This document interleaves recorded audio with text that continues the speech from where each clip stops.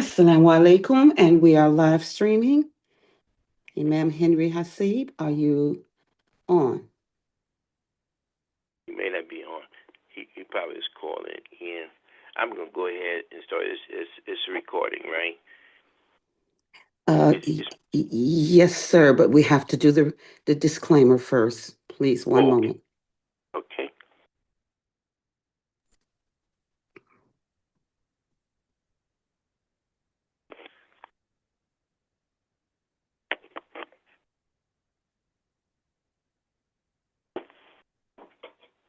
Assalamu alaikum, everyone, and welcome to American Muslim 360 Daily Broadcast.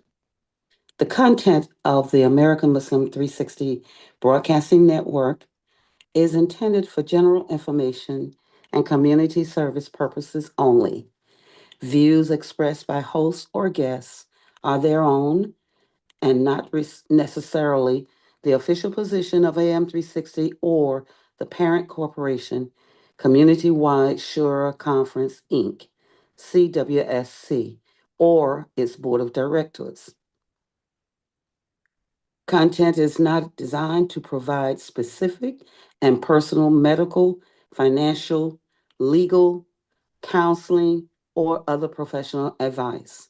No liability, explicit or implied, shall extend to hosts, AM360, or CWSC. We encourage you to consult an advisor for your specific circumstance.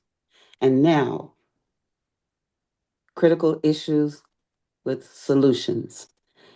Imam Henry Haseeb. Assalamu Assalamu alaikum. alaikum. We start with Al Fatiha, which is called the opening of the Quran, in a subject that we have been talking on for the past month or two. I will repeat it in Arabic, and we asked our brother Mark Shaheed to repeat the English as been taught to us by Imam W. Dean Muhammad. Bismillahir Rahmanir Rahim. Alhamdulillahi Rabbil Alameen. Ar-Rahmanir Rahim. Maliki Yawmiddin. Iyyaka na'budu wa iyyaka nasta'in. Ihdina siratal mustaqim. Siratal ladina an'amta alayhim. Gairil maghdubi alayhim waladdallin. Amin. With the name of God, the most merciful benefactor, the most merciful redeemer. All the praise and thanks belongs to Allah, the nourisher, the sustainer, the guardian, evolver, and teacher of all the systems of knowledge and science. The most merciful benefactor, the most merciful redeemer, the sole owner, ruler, master, and judge of the day of judgment and religion. You alone do we worship and serve and work for. You alone do we seek aid, assistance, and help. Guide us along the straight path, the path of those whom you have bestowed your grace, your favor, and blessings, not the path of those who have incurred your displeasure and wrath, nor the path of those who misread, who was misled, and thus they went astray. I mean, Sadaka Allah Uzim, surely Allah has spoken the truth. Alhamdulillah, Brother Henry, we're back again for solutions for critical issues, and no better way to open up any Islamic production than the recitation of Al-Fatiha. And Al-Fatiha being the mother of the book, giving birth to the other 113 surahs of the Quran. It also opens up the books that preceded the Al-Quran, the final revelation, and it also opens up the big book to us.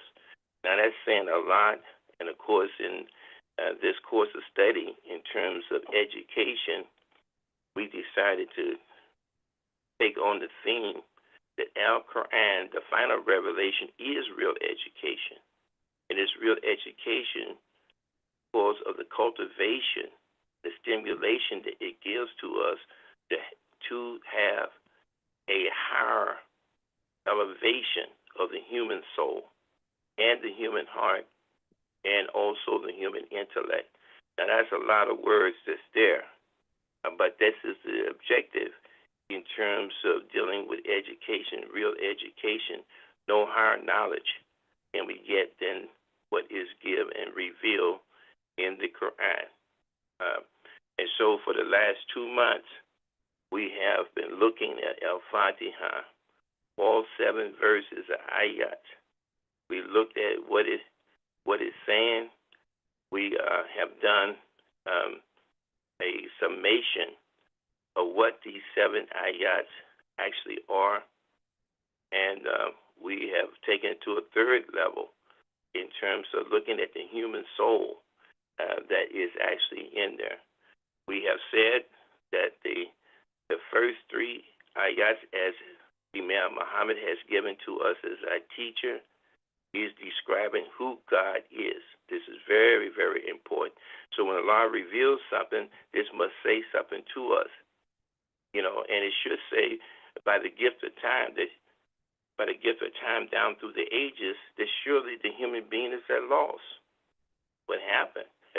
Is this the first time that this revelation was given to man? Absolutely not. It was given to the human before, but he lost it. And so this comes in as one of the characteristics of the Quran as the reminder that God is the most merciful benefactor, the most merciful redeemer. You see, and that he is also Rabbi Alameen, that he is the nourisher, sustainer, guardian, protector, evolver of all the systems of knowledge. For the whole of the natural creation is created purpose, but especially man, especially the human, and looking at that because of what it is that he has given to us that is special in terms of the intellect. But not only is he given to us the intellect, but free will, that no other creature, anything that he has created in the universe have, and the capacity to obtain knowledge that distinguishes the human creation from the rest of creation, and what it is that we can receive and what it is that we can do, the work type of production with the natural creation. All of this is very, very important. And then we look at the 4th description. Now, we should never use the word define. We cannot define Allah, meaning we cannot go into Allah. We should not try to see Allah as a person, place, or thing. He created all of that. But Maliki Yawmiddin actually is saying that there will be a conclusion to everything that Allah has created. But for the human creation, there will be a judgment that will be rendered on all human beings. This is very, very important. Because of what Allah has given to us in this first mercy, and we find this mercy in the natural world, the natural creation. We find it all throughout, but especially in what he has given to the human creation. It also describes in terms of, we are talking about the human soul. This is a creation. It's abstract. But nevertheless, this is a creation, but this is a big creation. And we hear even the other religions who are trying to save the souls. We're trying to save the souls. But as we see that we have a limited time here on earth, and when this body is retired, where you cannot move anymore or the transition is made, the body is returned back to the earth from which it was produced or evolved from the natural creation. It's returned back there. But then the soul, you understand, what did we do with this soul? Al-Fatiha actually says, in terms of who man is or what man is, in terms of looking at the nature of the human soul, looking at the nature of the human soul. And so when we leave Maliki Yomidin, after knowing who God is, then it is Iyaka na'budu wa Iyaka nasta'in. This is telling us that the human being is to have a relationship with its Lord and Creator. And particularly, it is describing the nature and the purpose of the human soul. I hope I'm being very clear here, because there's a lot to ingest and digest, to take in, and also to understand. And the nature and the purpose of the human soul is identified as the servant. The nature of the human soul is to want to know who God is. This starts early on in our life. Who is God? We want to know who is God. And that's not by accident. That's the original orientation. It's innate to want to know who God is. But this is a creation. This is Allah's creation.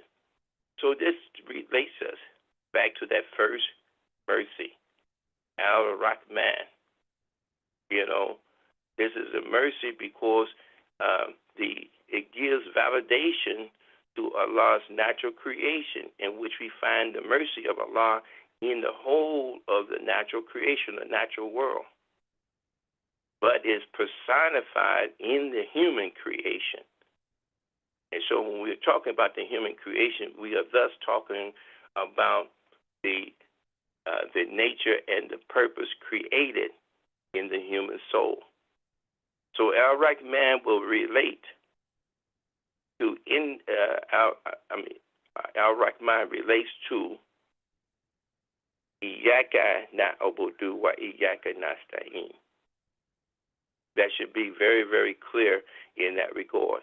And it's actually speaking about the nature and the purpose. Nature being one to know who God is.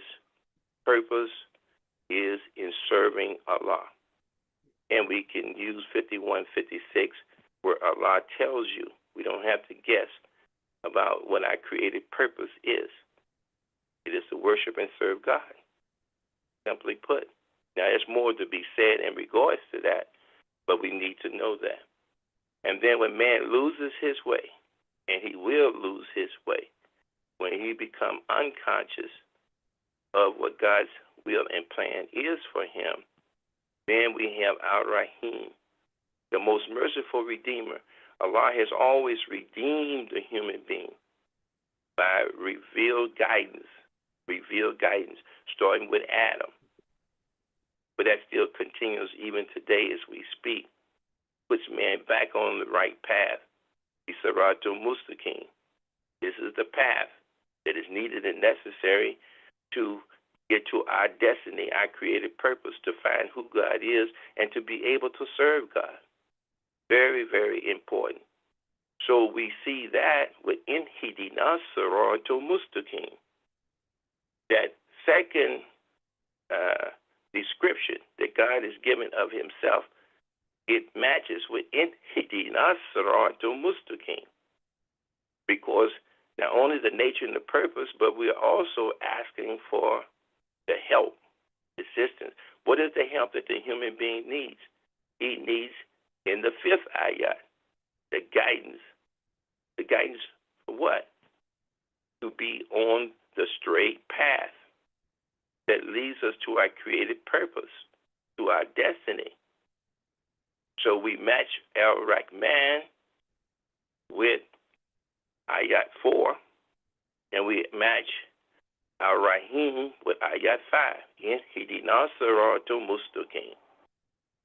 And then we say, Alhamdulillahi Rabbil Alameen. And Rabbil Alameen is that it actually is saying Allah is just not only the creator, but he cares for his creation. And he takes his creation from immaturity to maturity, or to its created purpose. He does that for the whole of the natural creation. including man, but especially man.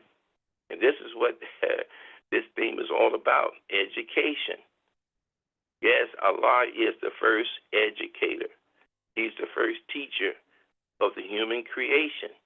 And he does that through the natural world, the natural creation that he has created. And that's why the human being has been given these special facilities, these special, I would say, gifts that Allah has given to us in terms of having an intellect and a free will and the capacity to obtain knowledge like nothing else in creation it can. This is a mercy. This is a mercy that's extended to only the human creation. But Allah gives the provisions and he evolves everything that's in the creation. When you study the animated world, you can and you will see that. You see, the butterfly don't start out as a butterfly. But through that natural creation, it has realized its full potential. Who does that? The Creator. He created that, and he created the process for it to reach that. But we find it in all of creation. But education is a part of the evolving of the human creation. And then when we go to Maliki Yawmiddin, that there will be a conclusion, for everything created, and for the human being, there will be a judgment in terms of what is it that we did, but what it is that Allah has given to us personally, but also in the natural creation is a mercy to us. And what is it that we did with the guidance when we went astray or we went off the course? What is it we did with that? Did we reach the destiny? So there would be a judgment for the human creation because of the fact of the intellect and the free will, the capacity that Allah has given to us to obtain the knowledge, to realize it, to utilize it, to implement it, to become productive. And, I think I'll stop. That's a good place to stop because last week had a special guest, Imam Rashid Mukman, and he was giving us something on the Islamic term, Mathani, that is in Surah 15, Ayat 87, in the insights of Imam W.D. Muhammad. So I think at this time, I'll call on our brother just to give just a brief overview in terms of that. And then Brother Henry had a question right at the very end that I think was very, very profound that was asked, and we'll ask our special guest to address that. So it's always an honor to have our beloved brother, Imam Rashid Mukman, who I know personally. He's a student of the Quran. He's a student of the life example of the Prophet in living the Quran, and he is a student of Imam Waithuddin Muhammad. It's an honor to have you back, my brother. Assalamu alaikum. You have to press *6, *9, *6 will open up your mic. Will take him out. Bring him in. Mm-hmm. Yeah. Assalamu alaikum, Imam Rashid Mukman.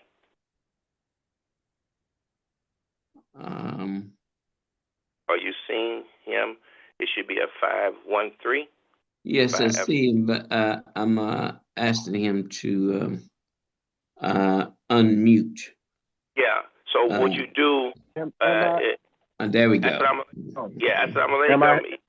Yes, sir. You can hear me? Yeah, you're being heard now. You're live. Yeah. Oh, okay. Yeah. Assalamu alaikum, brother Imam. Alaikum assalam. Alhamdulillah. So hopefully you heard the overview. I try to be as concise as I possibly can, but sometimes I think I'm just saying too much, It's all good. Alhamdulillah. So, Brother Imam, you are giving us some insight that you learned from Imam W.D. Muhammad in looking not only at Al-Fatiha, but actually this could be applicable anywhere where you read in the Quran. In terms of that term, Mathani, in terms of being double, If you would just give,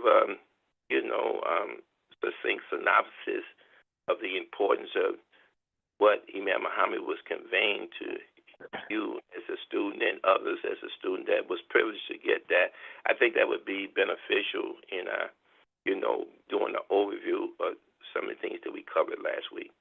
Once again, yes, back sir. to you. Yes, sir.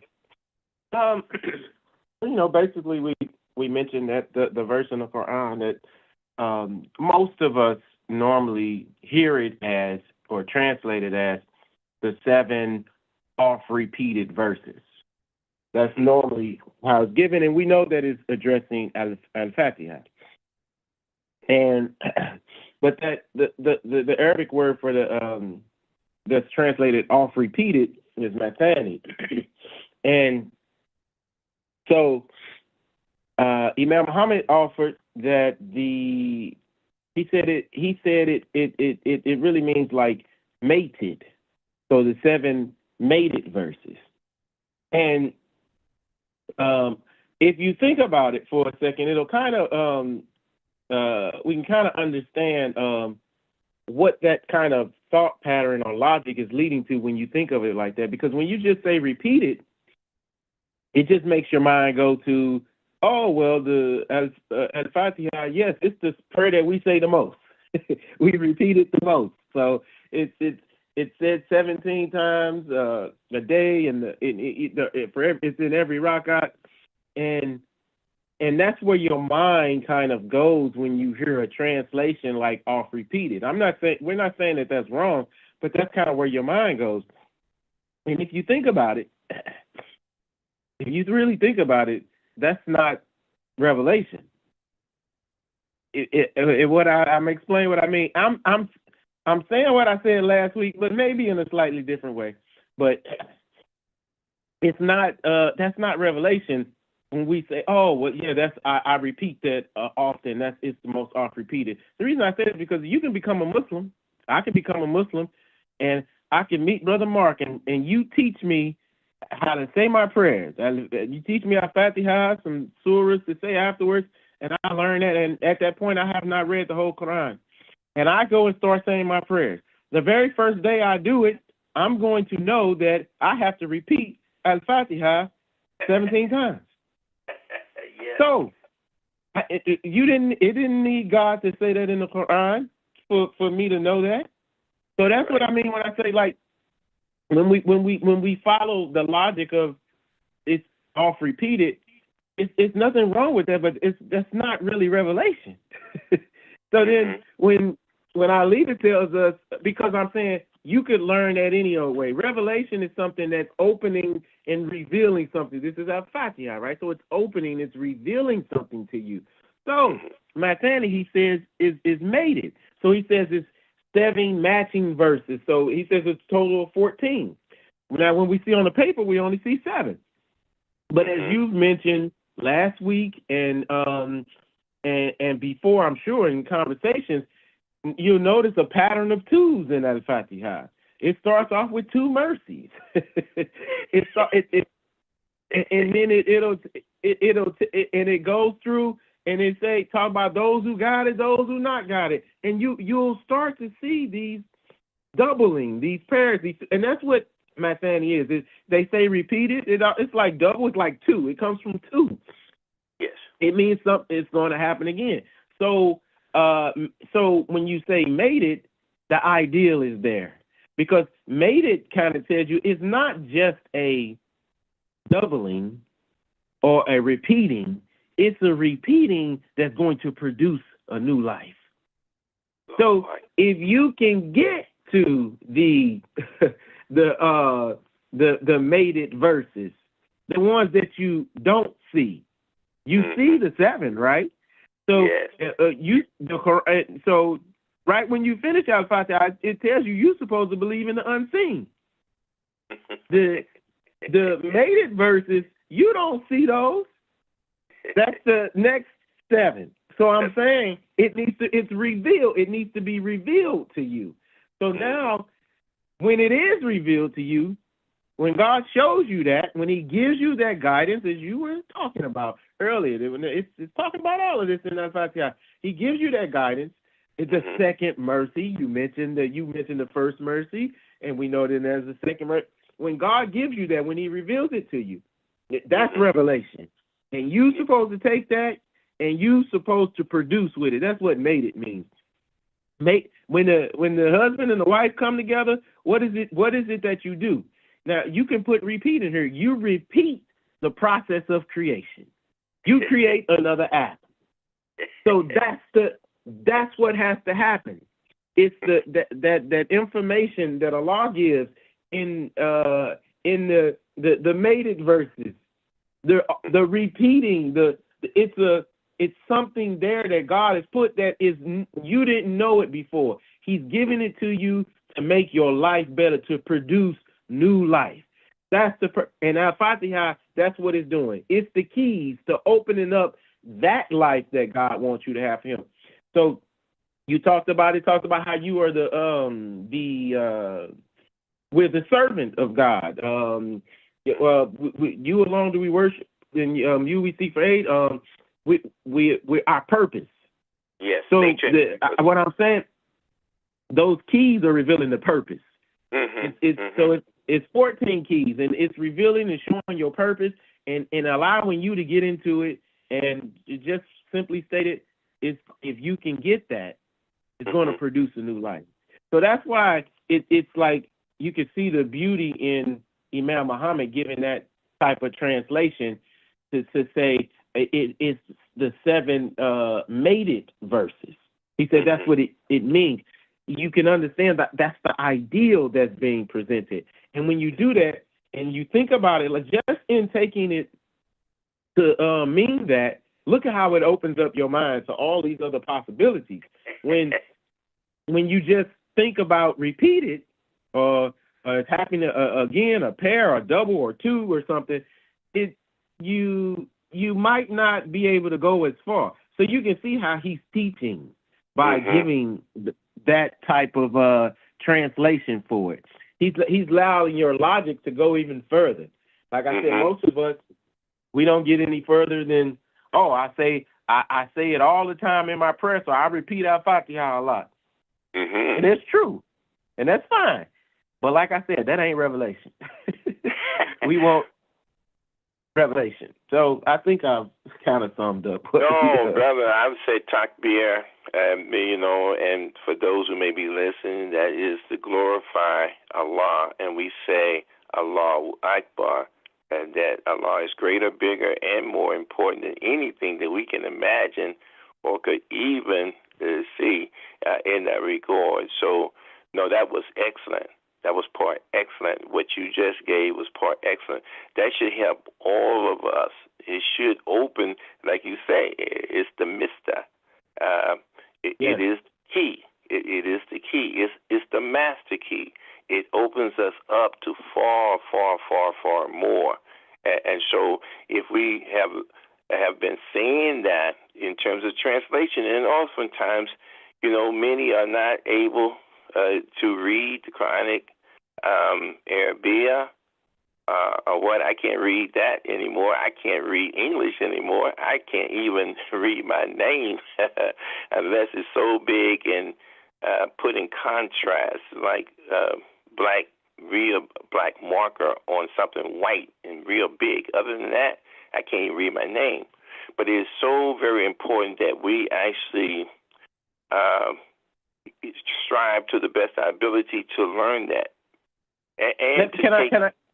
Yeah, go ahead, brother, man. Can I add something? Like, I just wanted to say, like, I think most people who listen or know, they know why you're saying you can't read. It's because of your physical eyesight. Yes, sir. But but I'm just offering to say you can Iqra read. you do have that ability. So I'm just saying that. And I appreciate that, because I really was going to go on to say there's no excuse for those of us that have that vision to be able to do that. And you have to have the diligence, you have to have the patience, and especially if you're older and all, don't let age, you understand, be a hindrance or an obstacle. Or I'm too old. Don't accept any of those things as excuses. Get in there and make dua to Allah that He would bless you to be, to learn. If you just learn some of the Islamic terminology, what Imam Rashid Mukman was giving us was just dealing with one term there in the Quran, and he gave the insight of Imam Muhammad. But look how that opens us up to more. This is revelation because it's revealing, as he said, very articulately. He said, revealing what we don't know, conceals what you don't see. You're looking at 7 verses there, but they have a mate.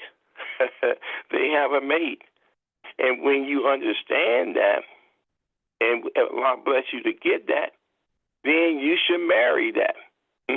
It's going to help, just like when you look at marriage in terms of husband and wife, they working together, how they can be more productive, you see, and the creative purpose that Allah has given to us. So this is very, very, very important. We can take it to another level, and that's one of the reasons why, invited Imam Rashid Mukman, because he shared that with me, and it really resonated. I said, man, this takes us to another level. He didn't say lose what he said, you're repeating it, but you didn't have to have revelation to get that.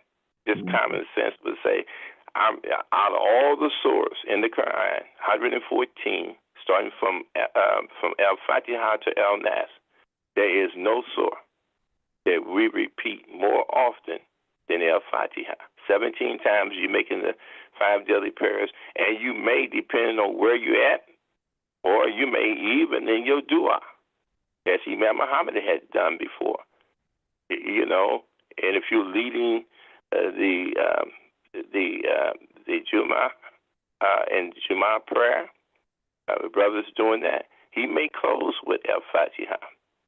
You may be in a session and open up with Al-Fatiha.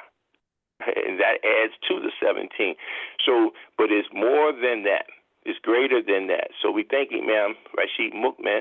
And so, Brother Henry, you had a question right at the very end that you were asking, and I think it'd be good to give. Yes, Mark, a couple things even in this conversation that was going through my mind. One of the things that was just on my mind as you were conversating is that, and my brother used to say this in the first experience, he used to say, as steel sharpen steel, man sharpen man.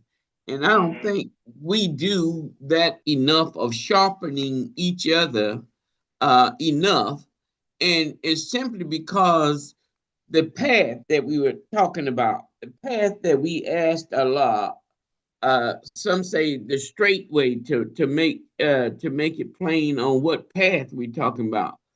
But I often wonder, because we know that we got 2 philosophers out here that some say that man is born in sin. And we know how that easy now, but this path that we want to travel, that we say the straight path, the straight way, that's the path we want to be on. And my question is, how do the human being get taken off of that path and put something most of the time without him even knowing on another path that looks like the straight way, but is really damaging to the human being? Or we come up with things like from God is one to God is more than one, to even giving God, as I say, a son, even to make God human. And this is what we're saying without doing it, because we say, well, okay, we won't make God a human, we'll give him a son and make him a human. as though that's a difference. You see what I'm saying? So how do we get man back to that straight way or that straight path again? So, Brother Imam, I think that's pretty much the question that Henry had. So I yield to you first, and then I will make some comments also, inshallah. Yes, sir. I'll say this.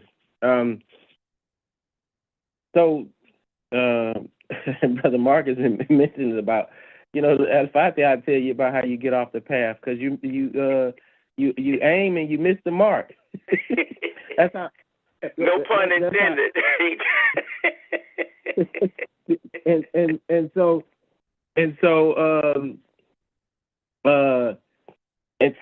And sometimes with man, like missing he might intend well, but he missed the mark. Like Adam. Adam slipped, right? Mm-hmm. And so he had to be corrected. Or God had to redeem him or whatnot, right? Yeah. So I mean, in a very easy way of thinking about it, man, he misses the mark. You was asking, well, how can somebody come up with something about like a more than one God and all these kind of things? That's because man goes through the thinking process. Man goes through the process of interacting with creation. We saw that with Abraham. Abraham made those decisions about who God was, right? And he missed the mark on the first time. or the conclusion missed the mark. And then he went to another conclusion and it missed the mark. But he kept trying and he was sincere. And and so then he gets it right eventually. And he knows, oh, that's what I've been looking for the whole time. So he was always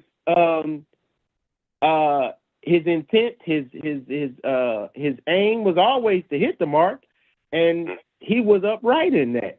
He was on that, but the thing is, you got to be able to get God's help, accept God's help. That's what the we asking for in our Fatiha. Yes. So that is going to help you. That's going to make you not miss the mark. I think that's one way of thinking about it. But also, like, we have to register what. If you could register what Siratul Mustaqim is, I'm saying, for a Muslim, then that's super helpful. Because that's not the only path God mentions in the Quran. We got Sabilillah mentioned in the Quran, right? Yes. The path of Allah. But in that Fatiha, it mentions Siratul Mustaqim. God is saying that for a reason. Because we going to go to the Arabic again. And we're going to go to, this is the straight path. But it's not talking about a straight path that you go out on the street and you go up 2 miles and you go straight up. It's not talking about like that. No. It's a path that goes up. It goes straight up. So now it's referring to the ascension of man. Man being higher in his education. Man being raising higher in his spirit. Man raising higher from his nature to go up to the destiny that God, the higher creation that God made him to be. He didn't make him to stay a little something crawling on the ground. Or what he made him to go up, and that rising up, your intelligence has to go up. The head sits on the top of the body, right? So that going up, that mustaqim, that going up, you gotta you have to be able to you have to be ascend. It's the ascension of man, and so we see that when we start doing what? When you start looking into that creation. Looking into the systems of knowledge. Now, when you start doing that, it's going to challenge your mind to like what Abraham did, right? To come up to a higher, better understanding.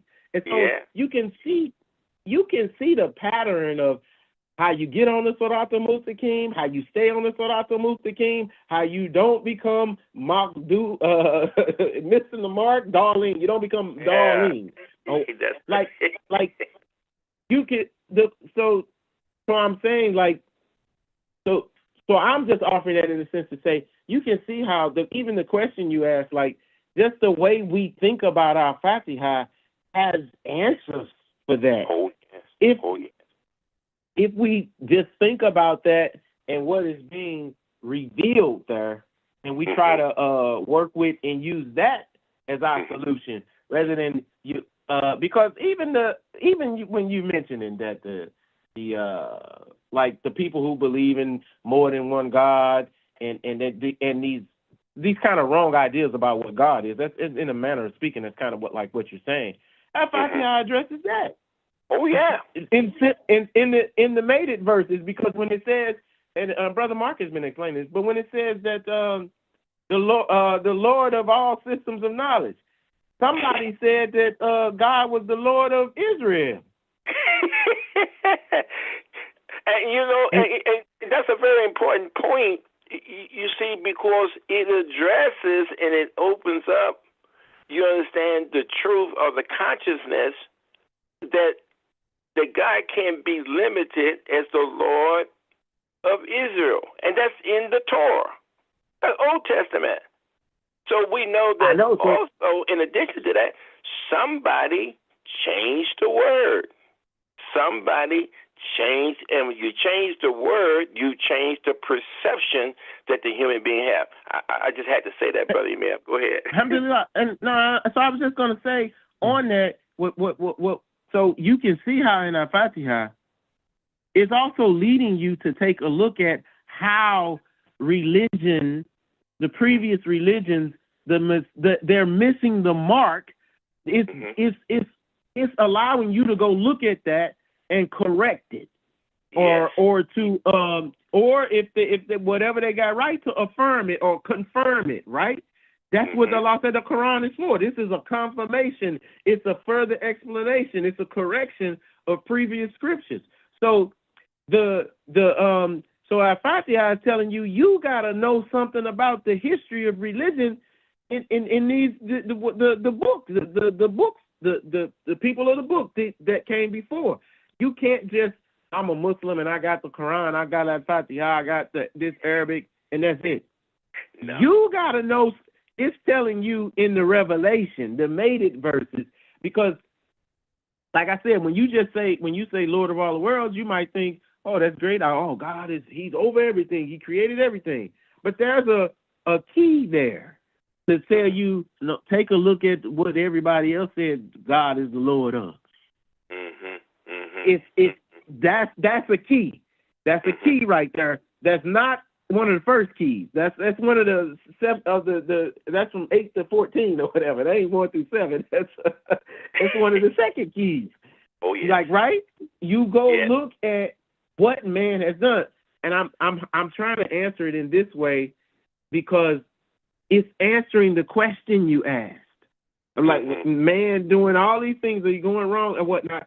Those are the things God is showing you. This is how man got off the straight path in religion. And that's the most important place to see it. How did man get off the path in religion? The rising man up to be what he's supposed to be. God says He put us on we created to ascend, right? We all want to go to heaven. Heaven we see is up, it's high. We that's the destiny. So we're created to ascend. So it's I don't know. I just think it's all there. It depends on how we. Yeah. Go ahead. You did an excellent job in terms of describing that, and this is how we're able to produce the answers to the inquiries that people may have, because what Brother Henry asked, these are valid questions.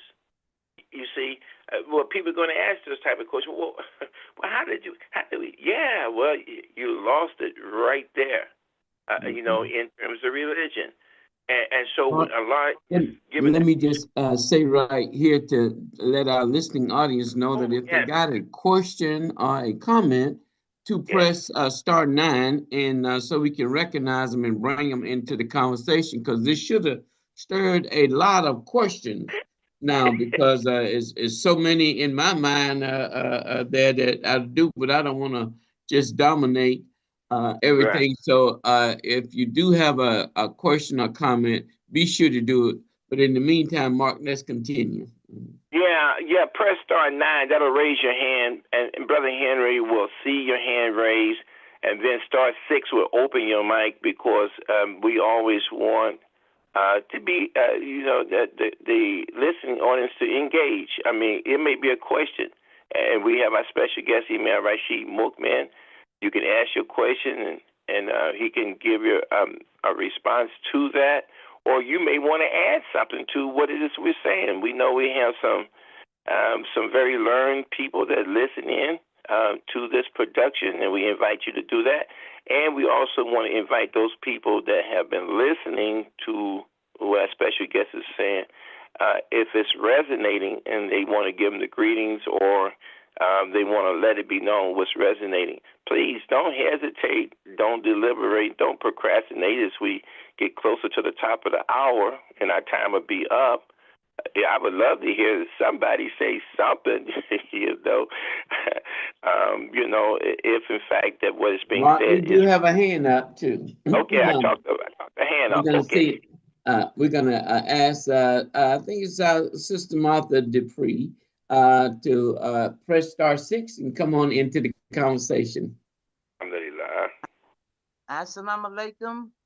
Assalamu alaikum. Salam. Yes, sir. This is the priest Abdul Hadi calling from Flint, Michigan.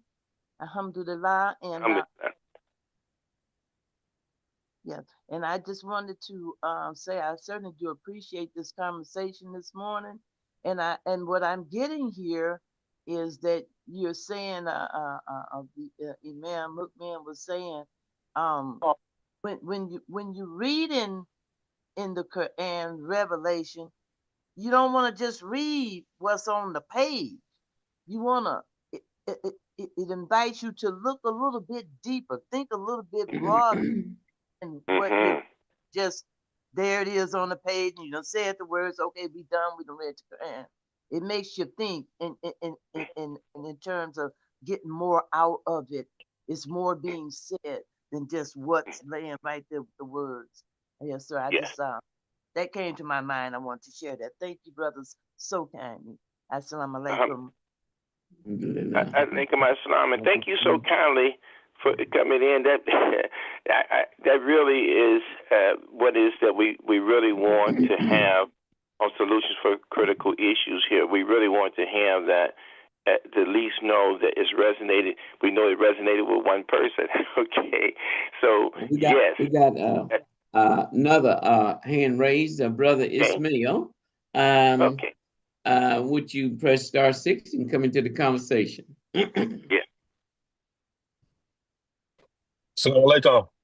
Assalamu Yeah, I just wanted to chime in. I've always enjoyed the show, but I do appreciate these last 3 weeks or so where we're getting in depth in what we're talking about. So that's the main thing, and I appreciate going about the off repeating. I appreciate our brother going that off repeating means more than just, like you say, the ritual. We're saying the ritual, but it means that there's depth to it, to the meanings, and multiple and even graduated meanings. So I do appreciate him going in depth in this, and I just been listening, and that may be why some of us are not chiming in. We're just listening because this is the truth. And I'll stop there. Assalamu alaikum. Walaikum assalam. That's our brother Ishmael from Dallas, Texas, my engineer on the sister station. So thank you so much for. Yes. I just want to say something to what the brother just said. He's exactly right. Like that, and the sister made a very similar comment about how, there's this. We're talking about there's this richness, there's this depth, there's this what God is pointing you to. There's connections and all of that. And I'm saying, just remember also this, that all of that's there. That wisdom, that's the wisdom. You know, we don't just get wisdom when you read. You gotta work to get wisdom. All of that's there. You don't forget this point. When you're able to get on the path to getting that or receiving that, you supposed to produce new life with that, with what you get. Yes. Don't forget that. That's so it's not just that it's there, but it's there to be a mate for you. It's Yeah. there for you to Yes, produce sir. new life with it. Right. And real quick, I'm sorry. You know, we should produce institutional establishments based on this information we're getting. It's universal truth. So Yeah. alhamdulillah. I'll stop there. No, that's you know, brother Imam Rashid and Ishmael. You really touched on something, and I know I sometimes get accused of saying what Imam Muhammad said, but this is what Imam Muhammad said in terms of what Imam Rashid Mukman said in terms of wisdom, that you have to work for it to get that. And this is what Imam Muhammad said. He said that wisdom is applied knowledge with mercy. Wisdom is the applied knowledge with mercy. And so we go back to Al-Fatiha again, you know, and looking at that. So it's the so you can have knowledge. And Mark, I just want to let you know, we got, and that's an important point you're about to make, but we do have another call or two. Okay. So only just quickly, we have to apply the knowledge. This is what Imam Rashid Mukman is saying, so that we can be productive, but you apply it with mercy, where it becomes a benefit to what you give it to. And what you know, our brother Ishmael just said, we need to see institutions, we need to see production. Go ahead, Brother Henry. All right, I believe we have Sister Martha. Press *6 so you can come into the conversation. Well, alhamdulillah, I'm on the facial Zoom, so I just have to unmute my mic. Alhamdulillah. Thank you. Praise God. Greetings of peace to everyone. To you, Imam Mukman, and to Mark, and to Imam Henry Haseeb. My thinking as you're explaining is, imagine this, stepping out of the platform, or stepping or easing the platform from, and I don't even want to say Christianity anymore.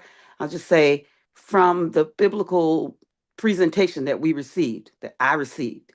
And then to enter from that revelation as the last book in that particular segment, as we were taught, and to come into the Al-Fatiha in the Quran, to understand it, you're transitioning. And it's just like, for me, it's just like coming from the toddler stage, the baby stage, and then voila, one day I get this understanding, and I don't know what to do with it. It's puberty, what I'm speaking of, but things happen in our life, and we still the same person to a degree, but our thinking gets increased and our curiosity gets there, and so we turn to we don't call it the creator right then, but we have all these questions. So I stop right there. Thank you, Sister Martha. Any comments? I'll say, Mark, it's so much, and a lot inspires us in different. That's why we talk about this path, because Allah addressed the thinking man and the thinking woman. And I guess that again is telling us that we need to mate more in our conversation, because sometimes in trying to to stay on that straight path, as the Imam said, you will miss the mark. And we have to bring you back into the path. Or if I miss the mark, you have to bring me back into the path to show, because you know that the shaitan says that he is also going to lie in the path for the purpose of making us miss the mark. That's a very important point. I just wanted to say that. Alhamdulillah. We got about 6 minutes left in the program. So, but Imam Rashid Mukman, any comments? Yes, sir. Yeah. So to the sister's comments, that just made the comment. That's what happens when we get into we just saying a Fatiha in a sense, right? And if you are in it with a sincerity and with the even you don't have the knowledge, you don't know but you're approaching it the right way, Allah is going to open up all of that to you. Yes. It's going to come and what we're saying is when it comes to you, you got to be able to receive it and so don't turn away from it, don't reject it, and you got to work with it. And I'm just saying, I'm going to just say this real simply. In our community, following the leadership of Imam W. Muhammad, if most of us don't know this, that the mated keys, the second mercy, the wisdom, for those who understand the tahwil, the interpretation, the higher understanding, he gave us that for 33 years. And so if we were not paying attention, he was giving us all of that. And so if you want to know what you can do nowadays, and you're in it, I don't know this, I ain't heard this or whatever. You need to be, that's one thing that for this community, Allah has opened up that path for you to get to those mated verses, if you will. If we put it like that. And all of that is what he gave. And it's like, well, I didn't go hear the Imam speak. I didn't do this. Well, you know what? I just tell you this. Get Imam Ronald. He's in Ronald Shaheed. He sells books, and that's a very good start.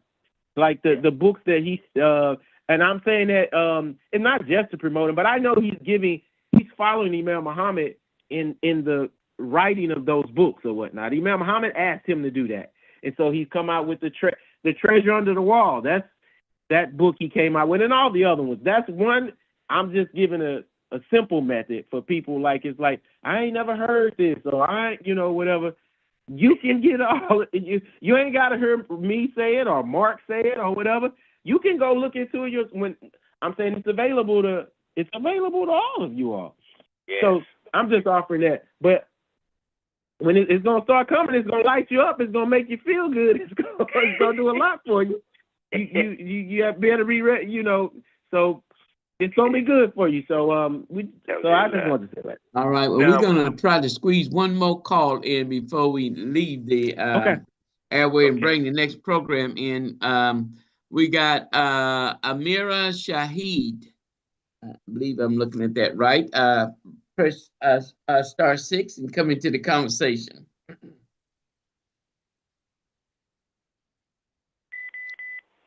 Amira Shaheed, excuse me, Shaheed. Assalamu alaikum. Can you hear me? Oh, yeah, I just wanted to comment the part that I was able to hear and comment especially on what Rashid said in reference to what you didn't get the time Imam Muhammad was speaking. It's a word that Imam Muhammad used to use. He said, Allah is duly proportioning us. So if we look and reflect back what we were doing, living as time went by, and then we can come up to where we should be now and compare that, we can be a witness barrier to what Allah has blessed us with and even receive more now and appreciate more now as we come to the light of understanding. And I'll stop there. That's perfect. That's perfect. I don't need to say nothing on that. That's perfect. Yes. Well, we're about out of time, and we're going to be right back here next week again to continue this important conversation here, because you just can't get the whole world in 1 hour. But the more we conversate, and this proves the point that I was saying, the more we conversate with each other with the right intentions of staying on that path, then we will be able to be duly proportioned there, because we will be, as some say, our brother or sister keeper, and keep each other on that path, because that's our desire. But we do have to recognize that we have enemies there. But until next week, We will see you right back here on another edition of Solution to Critical Issues. Assalamu alaikum. And now we bring in our brother Adam Beyah. Assalamu alaikum, brother Adam. We want to thank Imam Rashid Mukman for being our special guest. Thank you so much, brother Imam. Thank you. Assalamu alaikum. Yes. Assalamu alaikum, Imam Adam Beyah. Wa alaikum assalam. How you doing, brother Mark and brother Henry and the rest of the audience here? Yeah, we still doing. We're not done yet. There's a lot to be done, and we thank Allah for the opportunity to try to get something done. Alhamdulillah. I missed that. I'm sorry. I said we are still doing, and we're not done yet. And there's a lot to be done, and we thank Allah for the opportunity to try to get something done. Alhamdulillah. Alhamdulillah. You're most definitely on point with that one, brother. Much to do. Much to do. Alhamdulillah. Yes, sir. So I'm going to mute myself out, and it's all yours, brother Imam. Yeah. Alhamdulillah. We hope to have a good program today. What I've been announcing the last couple of weeks is should be here. We have a special guest coming on, and we'll talk more about him in a minute. But as we normally do, I want to open up the session reading from the Quran, and this is from Surah Al-Baqarah, the second chapter of the Quran, is 177th ayah. A'udhu billahi minash shaitanir rajim. Bismillahir Rahmanir Rahim. Laysa birra an tuwallu wujuhakum qibala masriqi wal maghribi walakinna birra man amana billahi wal yawmil akhir wal malaikati wal kitabi wa nabiyina wa u'atul Mawla alahu bihi dhawil qurba wa yatama wa masakina wabni sabil wabna sabili wa sa'ilina wa fir rikabi wa aqama salata wa atu zakata wa mufuna bi'adihim idha ahadu وصابرين في البأساء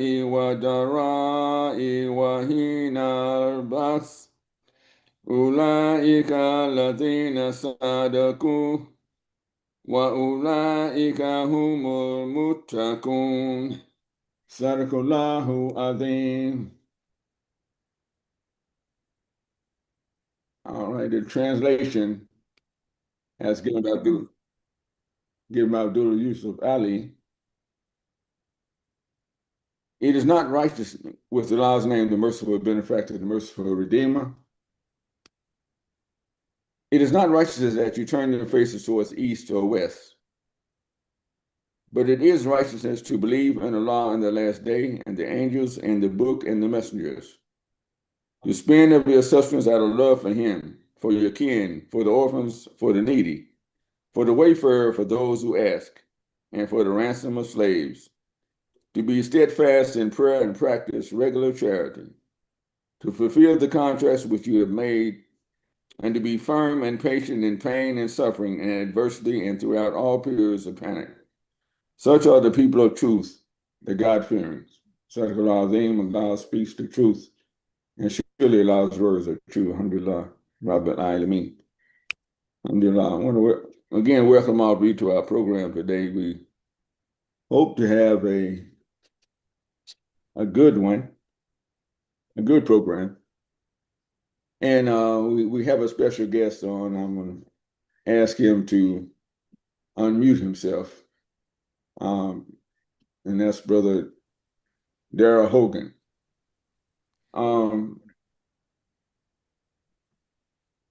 We can't hear you if you're talking. I see your mouth moving if you're talking. Unmute yourself. Anyway.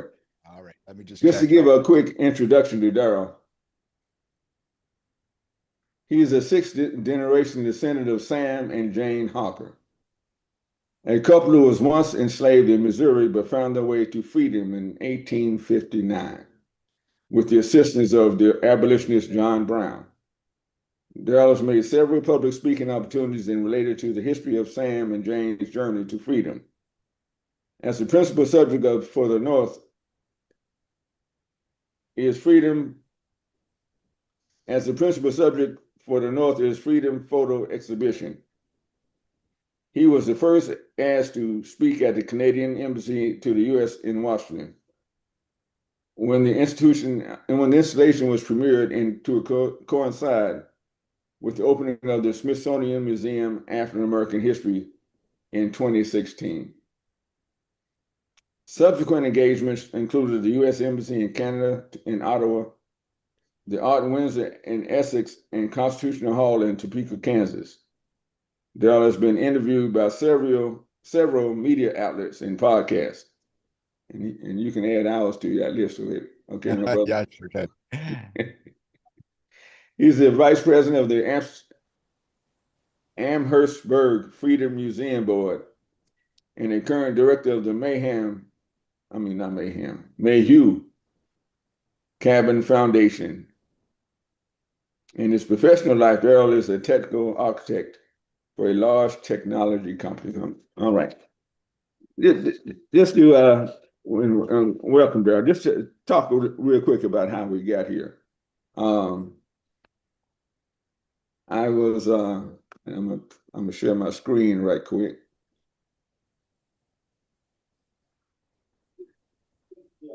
And this might be a photo that Darrell recognizes. Yep, that is Sam and Jane. This is Darrell's 6 removed grandparents, right? Great-grandparents, right? That's right. Yep. All right, and a quick story, and I found out about them through a mutual friend. Well, I don't know if you ever met Denise Green or not. I know you talked to her by phone. Yeah, Denise and I have not met in person, but we've talked by phone. Yeah. Well, Denise is a former client of mine when she was in Fayetteville. And she went on to star in a movie about John Brown's life. And we organized a premiere for that movie here in Fayetteville. And then I think I was reading an article that the Trump administrations had an order to remove some of the historical content located at the Harpers Ferry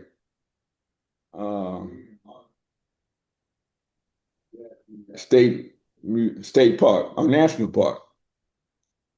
And that's kind of, when I saw that, I said, oh. Yep, I did the same thing. That's what John Brown is one of my favorite historical Caucasians, by the way. That's where he was killed at. Yep. Mm-hmm. Right? And so when I reached out to Denise, and that's when she told me about you. Ah, okay. And then that's when I extended the invitation to have you come on board. And this is American Muslim 360. We have a series of programming here on Zoom all during the week. And my particular program is Thursdays, 8 o'clock a.m.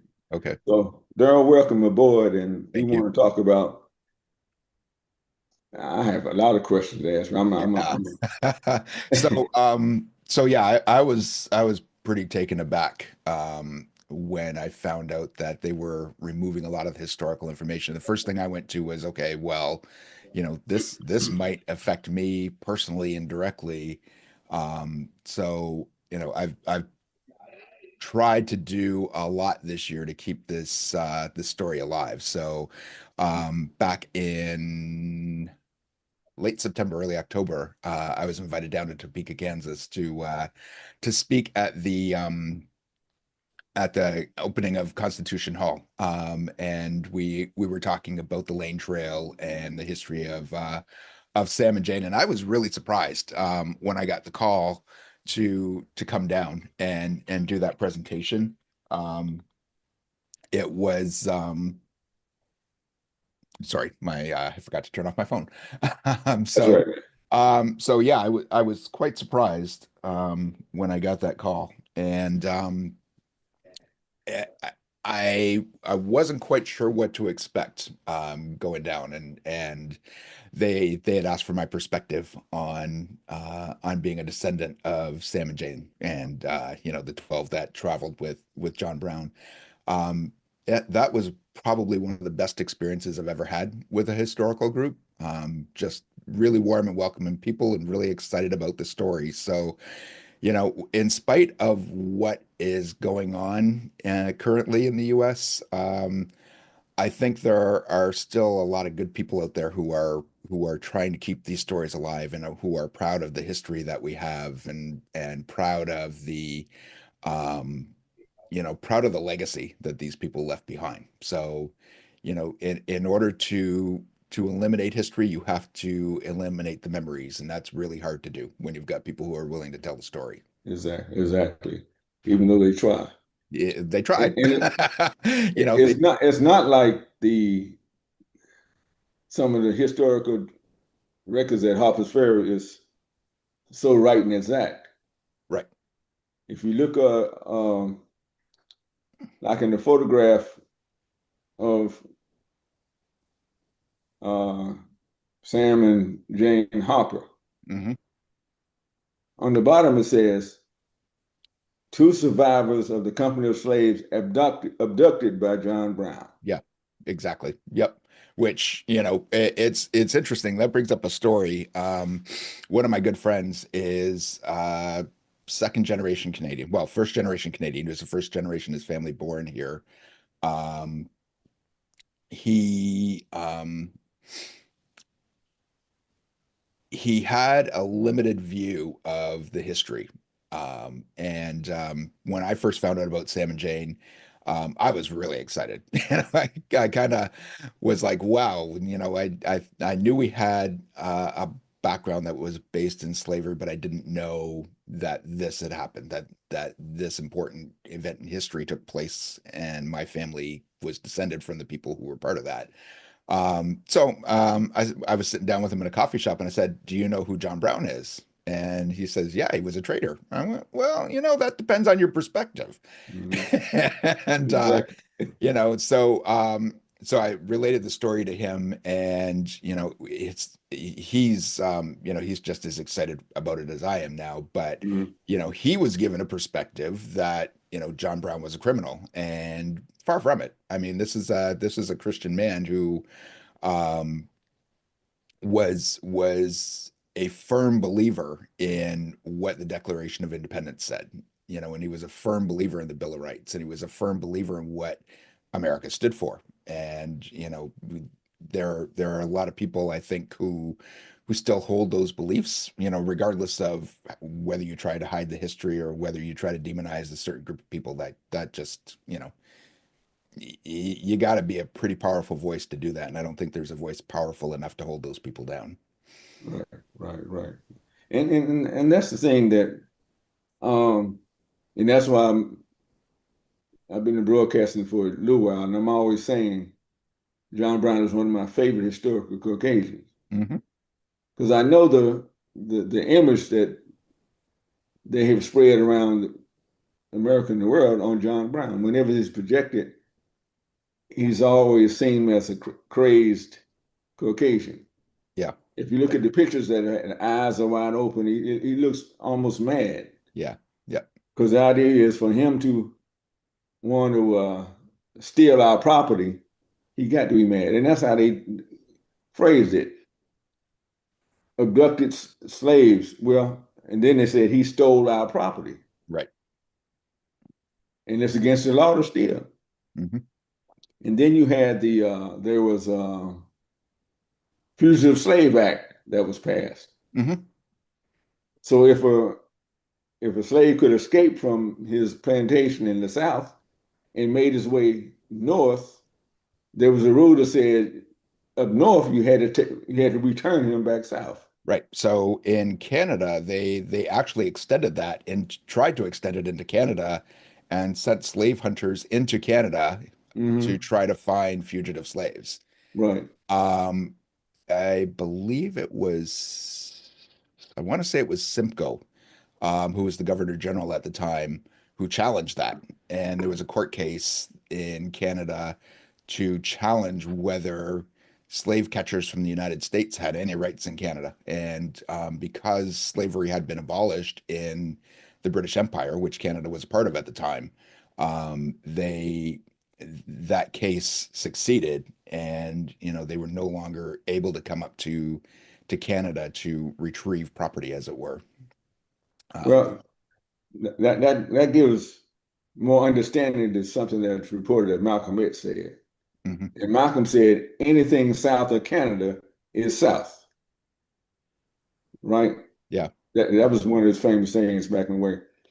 Because that's a clear example of that. Slavery was, even though it was illegal up north, so-called illegal up north, they had to sign an agreement with the southern states to return their property. Right. Because the slaves were seen as property. They were not seen as human beings. Yeah. Right. And that means that they can be favor the Constitution and this idea of American dream or whatever. Yeah. But it stopped when it came to us. Yeah. So one of the things that I wonder about my ancestors in particular is if they recognize that they were considered property. Because I think it's really hard for a human being to consider yourselves the property of another person.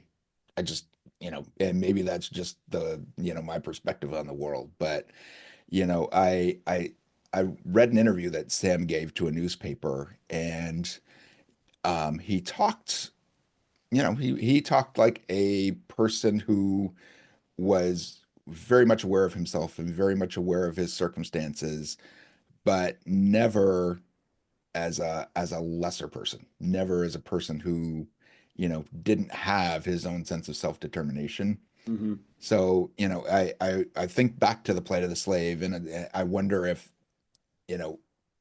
how you can be considered property, but never consider yourself property and live in that environment. And I think that's a lot of what drove people to find freedom, is they didn't have self-determination. And that's inherent, that's core in human beings to want to do that. So, I look at that institution and go, it was always destined to fail, because you can't keep people, in those circumstances. It's just unnatural. Well, they tried, but in my lifetime, brother, I'm growing up in the South. Yeah. And being denied certain rights, denied certain freedoms, denied going to certain places. In my lifetime, it was like that. Yep. You understand? And when I explain that to my friends, so living in Canada, I've got a very diverse set of friends. So, I've got friends who are European white. I've got friends who are Asian. I've got friends who are Indian, black, and explaining to people who never had to go through that those things happened in my lifetime as well. Well, see, if they're from India, because I've been to India 3 times. Yeah. It shouldn't be a surprise to them, because all they have to do is go back home. Yeah, not those folks. So all they have to do is go back home. Yeah. Like it's new to them. No, come on, man. I've been over there, and my heart went out for the underclass. Yeah. I had to hear them get out of the country, because I'd have been labeled a rebel rouser, because I asked them, why you go through all this? So, they should and even in parts of the Middle East, the same thing. Yeah. But Daryl, we do have a guest that has a hand up and want to ask a sure. question. Yeah. If I might, please, sir. All right, Michael. Greetings to you guests, and God's peace be upon you, guest, host, and audience. Assalamu alaikum. You hit on something that I came upon, as a former member of the Nation of Islam, I read the Message to the Black Man, and in that book, the Honorable Elijah Muhammad put a quote from Henry Berry, a Virginia representative of the legislature, Virginia legislature, Henry Berry. And he talked about how attempts were made, that they've done everything that they could do to keep the light from coming to the slave. Mm-hmm. Many, many years later, coming into the following the son of Elijah Muhammad, W.D. Muhammad, I decided to Google this legislator, Henry Berry, and I found that there was a debate after the Nat Turner uprising in Hamilton, Virginia, I think it was. But anyway, there was a debate to get rid of slavery. And Henry Berry was on the side of the opposition to slavery, to do away with slavery. He was debating that side, that we need to get rid of this institution that's going to take us down. And there was something that he said that your guest reminded me of. He said, "Do you think that the slaves observing us living freedom, executing, our right to be free, do you think that they're not going to want that?" And that was so insightful to me, in terms of he's acknowledging that they don't see themselves as property. They see themselves in a situation that they're not being respected as human beings, but their mind is going to tell them, "I want what Master has." And I said, praise be to God. This is wonderful, and thank you for bringing that up. I didn't catch your name. I came in Daryl. late. My name's Daryl. Daryl, thank you so much. You're very welcome, Michael. Yes. So yeah, I look at the history of the U.S. and where it's gone post-slavery, and I think about Sam and Jane's journey, what they went through to get to Canada, and I'm really grateful that they made that decision, to find their freedom, and I'm grateful that John Brown was there to help them to freedom, because it really created a different life for me than I would have had otherwise. And Canada is Canada's not perfect by any stretch of the imagination, but there's not been this kind of institutional effort to underclass people to decide that there's a group of winners and a group of losers, and that's debatable, because Canada's got a long history steeped in colonialism. But my experience has been that I've had some tremendous opportunities growing up in Canada, and it kind of made me the person that I became. So I know for myself, not really fixating on Canada. Mm-hmm. I remember, what was that, Newfoundland? Newfoundland, yep, is Isn't that up to the where east. a lot of slaves, Nova Scotia is where a lot of oh, the Nova slaves. Scotia, okay. Yeah. A lot of ex-slaves, and during the height of that movement, there was as many as 50 or 60,000, if I'm not mistaken. Yeah, it's a pretty significant number. Right. And just watching sports, and I'm seeing all these athletes that are from Canada, right? Mm-hmm. And wasn't fixated on that in the past. But there is a movement. I say, well, what is it about Canada that, and I saw where Canada, in their wisdom or whatever practicality they used, said, we're not going to allow slavery to happen here. And well, so that bit of history, so Canada was founded as a colony of the British Empire, just like the United States was. Mm-hmm. after the Revolutionary War, there was so it was founded by the English and the French. So the English owned part of it, the French owned another part of it. After the Revolutionary War, the um, the country was basically became a British Dominion. So the emancipation movement that took place in England also directly affected Canada. So once the monarchy in England decided that, or the Parliament, I'm sorry, once the English government decided that slavery was to be abolished in the British Empire, that affected Canada, and it opened a door for slaves in the United States to actually come up to Canada and be free people. So, and that, I think that, I don't know that history terribly well about how specifically things happened that set Canada on the path that it ended up being on. But I think Canada became that North Star, that Freedom Star, that um, slaves slaves would find their way up here and basically um, be able to make a way to find self-determination, to find all those things that they couldn't have in the U.S. And it's just the nature of this country and how we are um, that it brings people who are looking for new opportunity, more so than the United States in some cases, I think. Well, we can see now with the advent of the current administration and the wisdom of the current administration here to want to punish the Canadians with tariffs and things of that nature.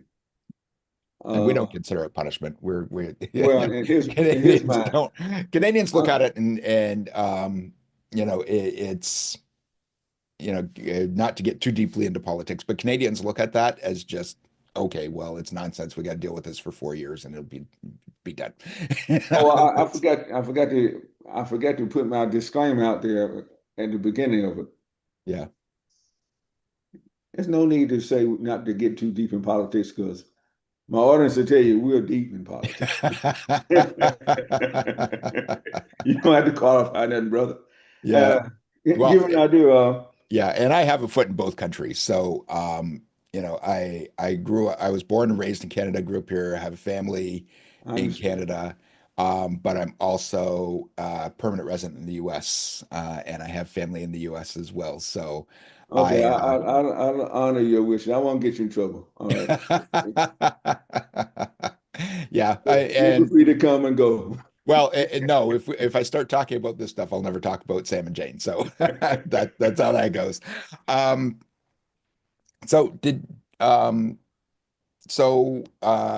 of the things that I wanted to touch on was the North is Freedom exhibit. And if you have an opportunity to go online and take a look at it, I think it's northisfreedom.com. It's a photo essay that is a collection of photos of Canadian people who were descended from escaped slaves, people who found freedom in Canada. And what's the name of the exhibit? North is Freedom. North is Freedom. I'm putting it in the chat. Exhibit, right? Right. And it's a digital exhibit. So it is a photo exhibit. It's a physical photo exhibit, and the way it was done, they took photographs of I forget what the exact number is, but there's a number of people who are descended from slaves who found freedom in Canada. They photographed us and created an exhibition, a photo exhibition, and that was originally installed at the Canadian Embassy in Washington, D.C. And that was done as a gift from Canada to the United States when the Smithsonian Museum of African American History was opened. Um, and it was open to the public for I think a year. I think the entire Okay. year.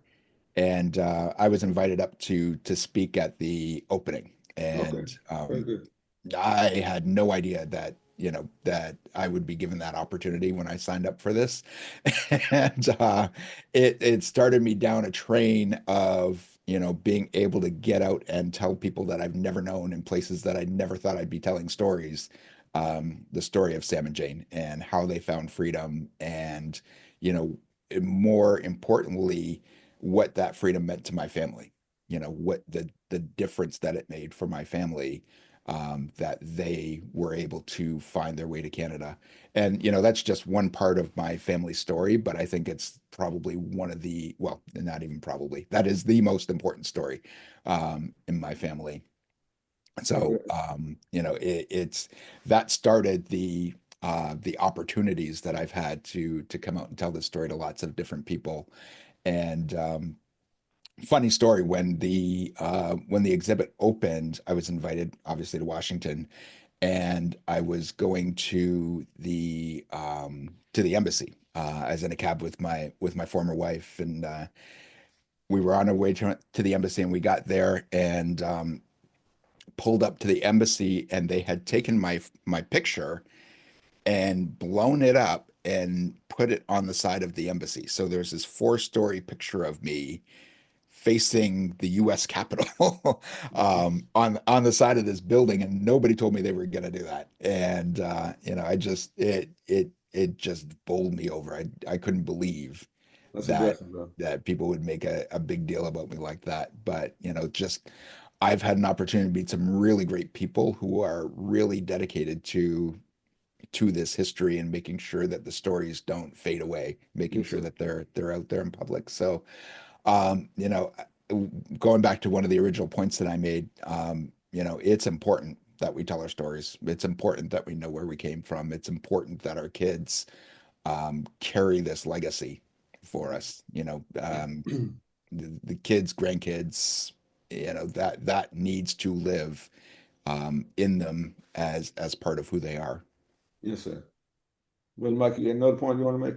Yes, I want to ask Daryl, uh, is he familiar with the Colored Convention Project?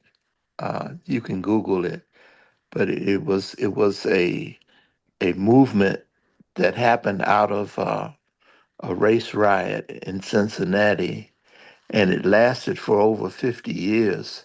And some of those participants were uh, abolitionists, African Americans, and others, some from out of Canada, that Mhm. were involved in this movement that took place because of the need to have a strategy to deal with that oppression. And your ancestors might have been a part of that.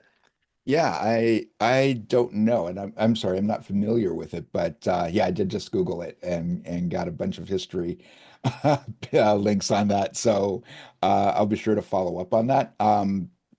And so I grew up in Windsor, Ontario, which is right across the street, or right across the street, across the river from Detroit, Yeah, Michigan. It feels like it's across the street yeah.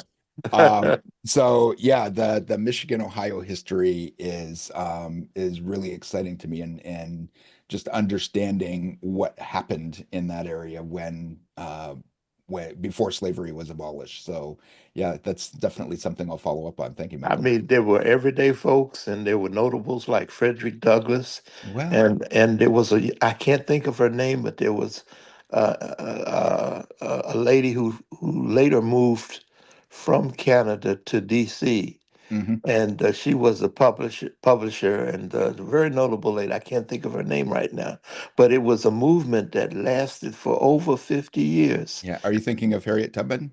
No, no, oh Okay, no, no, no, because no. This, she lived in St. Catharines, Ontario, which yeah. is up near Oh, Niagara Falls. I didn't Mm. know that. I forgot about that. Yeah, Yeah. yeah. She Thank lived in you. Canada for a good part of her life.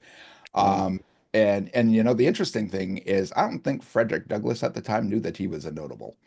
Um, I believe you're right. So, interesting thing about the journey for Sam and Jane is they landed in Detroit on March 12th, 1859, and John Brown was meeting with Frederick Douglass in Detroit on that day. So I'm not sure if Sam and Jane actually met him or if they were shooed across the border before before that meeting. Yeah, But yeah, the story that I got was that John John Brown and Frederick Douglass were to meet to plan the Harper's Ferry raid or discuss the Harper's Ferry raid. yes. Thank you. See, I'm learning something right now already. Yeah. It's almost like Martin meeting with Malcolm X. You know what I mean? Mm-hmm. They don't talk about those things. Yeah. Brother Ishmael, you get your hand up now. Yes, greetings, peace and greetings to you and the guest, your special guest. And I guess talked about the importance of the younger generation and his family, you know, keeping this legacy going. And he's also talked about his ancestors' decision to seek freedom. And tying those in with today's time with the young people, are there conversations about what that looks like today, that seeking of freedom in the conversations that kind of can tie it in to keep this legacy going? That's my question. Thank you. Yeah. So do you mean institutional conversations or do you mean um, like family Well, conversations? well, more like family conversations, so Yeah. that, because Yeah. with the younger generation, they're not as well in the U.S. I can say a lot of them aren't as enthusiastic, and I'm just trying to see Mhm. ways that you've tied it in to keep it going, so that they Yeah. can they can feel powerful and feel a source of pride. Yeah. And I'll So stop there. so I'm just going to be real about that and say we have a problem, first of all. Um, Secondly, when I found out about my family's legacy, I made sure that it became a part of our family history. And I have to give my ex-wife credit for really driving that story. She was the one who did the genealogical research to find Sam and Jane, and really got me interested in it. And my boys, I have three sons. My boys are all aware of the history. They're all aware of what the history means, and just by virtue of we had opportunity as I was raising them, they were raised to consider themselves important and special, and they've all gone off and done some pretty amazing things with their lives. So I think it's really important, especially when children are involved, when we have small children, that we give them a legacy of strength and self-determination and um, a vision of what they can actually become. Thank you. You're welcome. A lot of information. Bill, I really appreciate you taking the time to come on. Yeah, my the pleasure. program. A lot of information to give. I went on GPS and did some search, not GPS, but Chat GPT Uh-huh. to do some search. See what recording was stopped. Anyway, I went on Chat GPT, and as I tell my audience a few weeks ago, when I first went on that chat and I asked questions, it was almost like I get attacked, you know. Mm-hmm. And now that I guess my particular version of Chat GPT is used to me, so mine has become woke. In what sense are we using that word? Because we all know what it really means as opposed to what it's been. Mine is in the real sense. And it says from the neighborhood, woke. Yep. Yep. Because I come back and I ask questions and it engages me, right? So yeah. Yeah. And so I know a little bit about AI. So this is a good topic. So I'll let you finish what you were saying and then we'll go but into don't disillusion me, man. Let me think. I don't want to get too deep in it Yeah. Let me think that it's communicating with me. Oh, it is. But Yeah. maybe there's some algorithm saying, hey, this guy's kind of sharp. We need to up our response to him, you know. So when I ask questions, they say, great question. And then they'll begin to give me some real stuff. So the first thing I asked him was, why is John Brown accused of abducting slaves and not freeing slaves? That was the first question. And it came back with the legal concepts at the time, you know, where slaves were property, that type of thing. And the Fugitive Slave Act was returning property to the plantation and whatever. And that gave me a little understanding of what the mindset was of the slave master. Yeah. Right? Yep. Nothing to do with the morality of it. Not at all. No. John Brown was steeped in the morality of it. And that created a big conflict. You're stealing our property? No, I'm freeing slaves. I'm Not even freeing that. human beings that I'm shouldn't be freeing. slaves. He was freeing people. He didn't envision us as slaves. He didn't envision those people as slaves. He was freeing people who he thought deserved the right to self-determination and freedom. Right. And you know, you're absolutely right. It's all a matter of context. You know, we look at it now and say, well, how could people? Fact of the matter is they did. And their mindset was that these beings, because we weren't considered people at the time, these beings were property that we owned who were doing work for us. And they knew, I mean, in your soul, you cannot say, look at another human being and go, oh, that is not a person. You can't do that. Well, now we can see when I fast forward to today, in the great debate that we have and going back and forth with people of races and whatever, now we can understand from their point of view why they have to keep it that way so they can justify themselves. Yeah, absolutely. Absolutely. Because they always talking about this is you know, what Jesus, the Christian and the Bible and things of that nature. Yeah. Right. Even though what they're doing, even in the Bible, is wrong. Yeah. Yep. Yeah. So I'm a Christian. So I look at things that are going on and I go, well, my Bible doesn't say that. I don't know how you pulled that out of the Bible, but mine doesn't say that. So, you know, it's and the Bible was used to great extent to justify slavery from the pulpit. Oh yeah. So, you know, I think the failure of man allows things like this to happen. Yeah. You know, and I believe that God eventually sets things right. Oh, because no doubt. Because in our souls we are not wired to treat each other in those ways. Right. And you know, things have a funny way of falling into the natural order. And our fates are the same. It's either you get it in this life or the next life.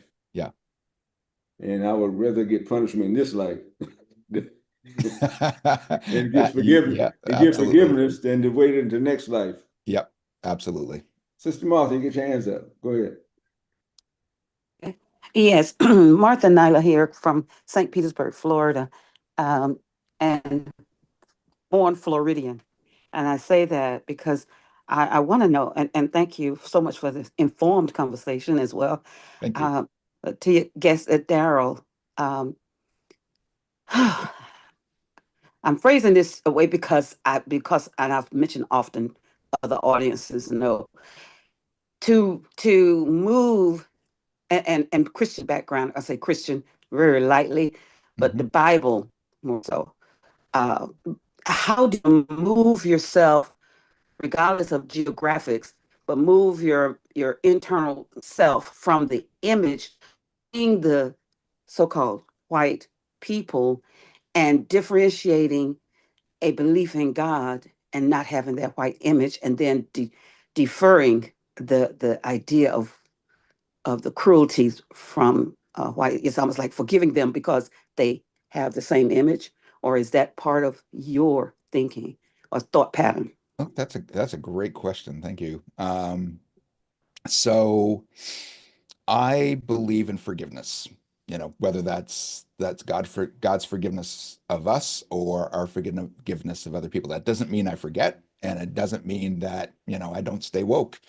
But I believe that we're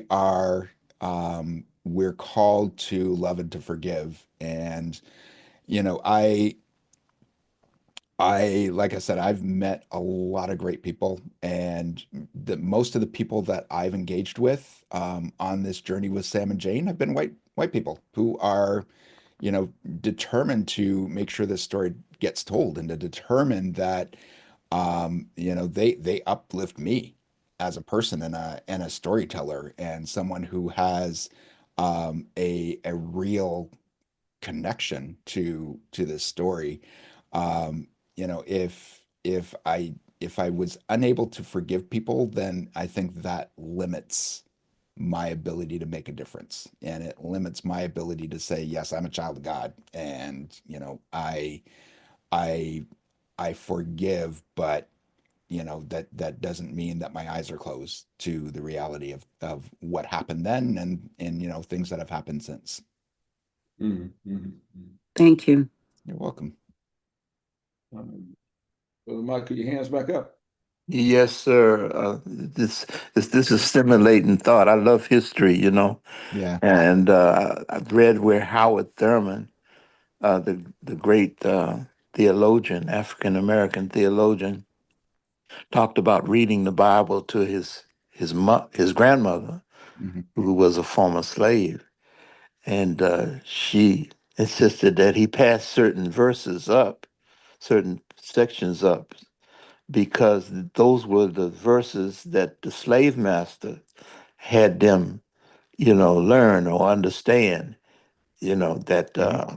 these were specifically to condition the slave to be a slave. Yeah.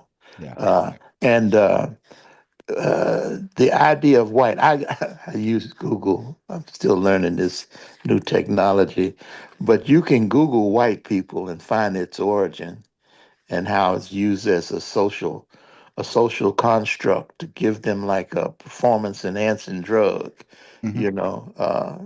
When you Google it, you find Thomas Middleton in a play introduced this idea or this terminology of white people, and how it has been used with the imagery of Jesus Hmm. to bond them and to condition them to see themselves in this, and thank God there's sufficient number of Caucasians, European Americans like John Brown that didn't go for it. Yeah. Yeah. Yeah. I mean, I look at race as completely a social construct, and that's all it is. It's meant to bucket people because humans. So I'm a technology person, and one of the things that we do in our heads is we organize things. We organize data. Um, Really, race is just a way to organize people, and then um,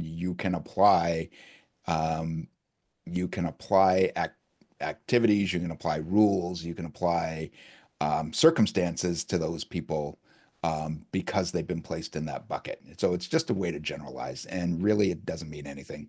It doesn't. We're all people. We've all got the same DNA.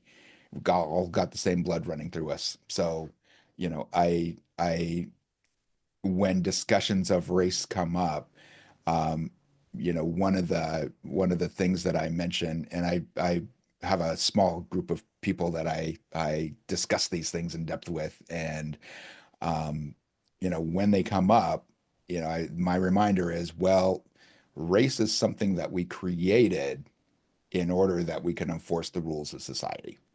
Simple as that. Yes, and Frederick Douglass, if you Googled what to me is the 4th of July? What to the slave is the 4th of July? And the extended version was James Earl Jones does one that's shorter, but the one that's done by Ossie Davis is phenomenal. What to the slave is the 4th of July.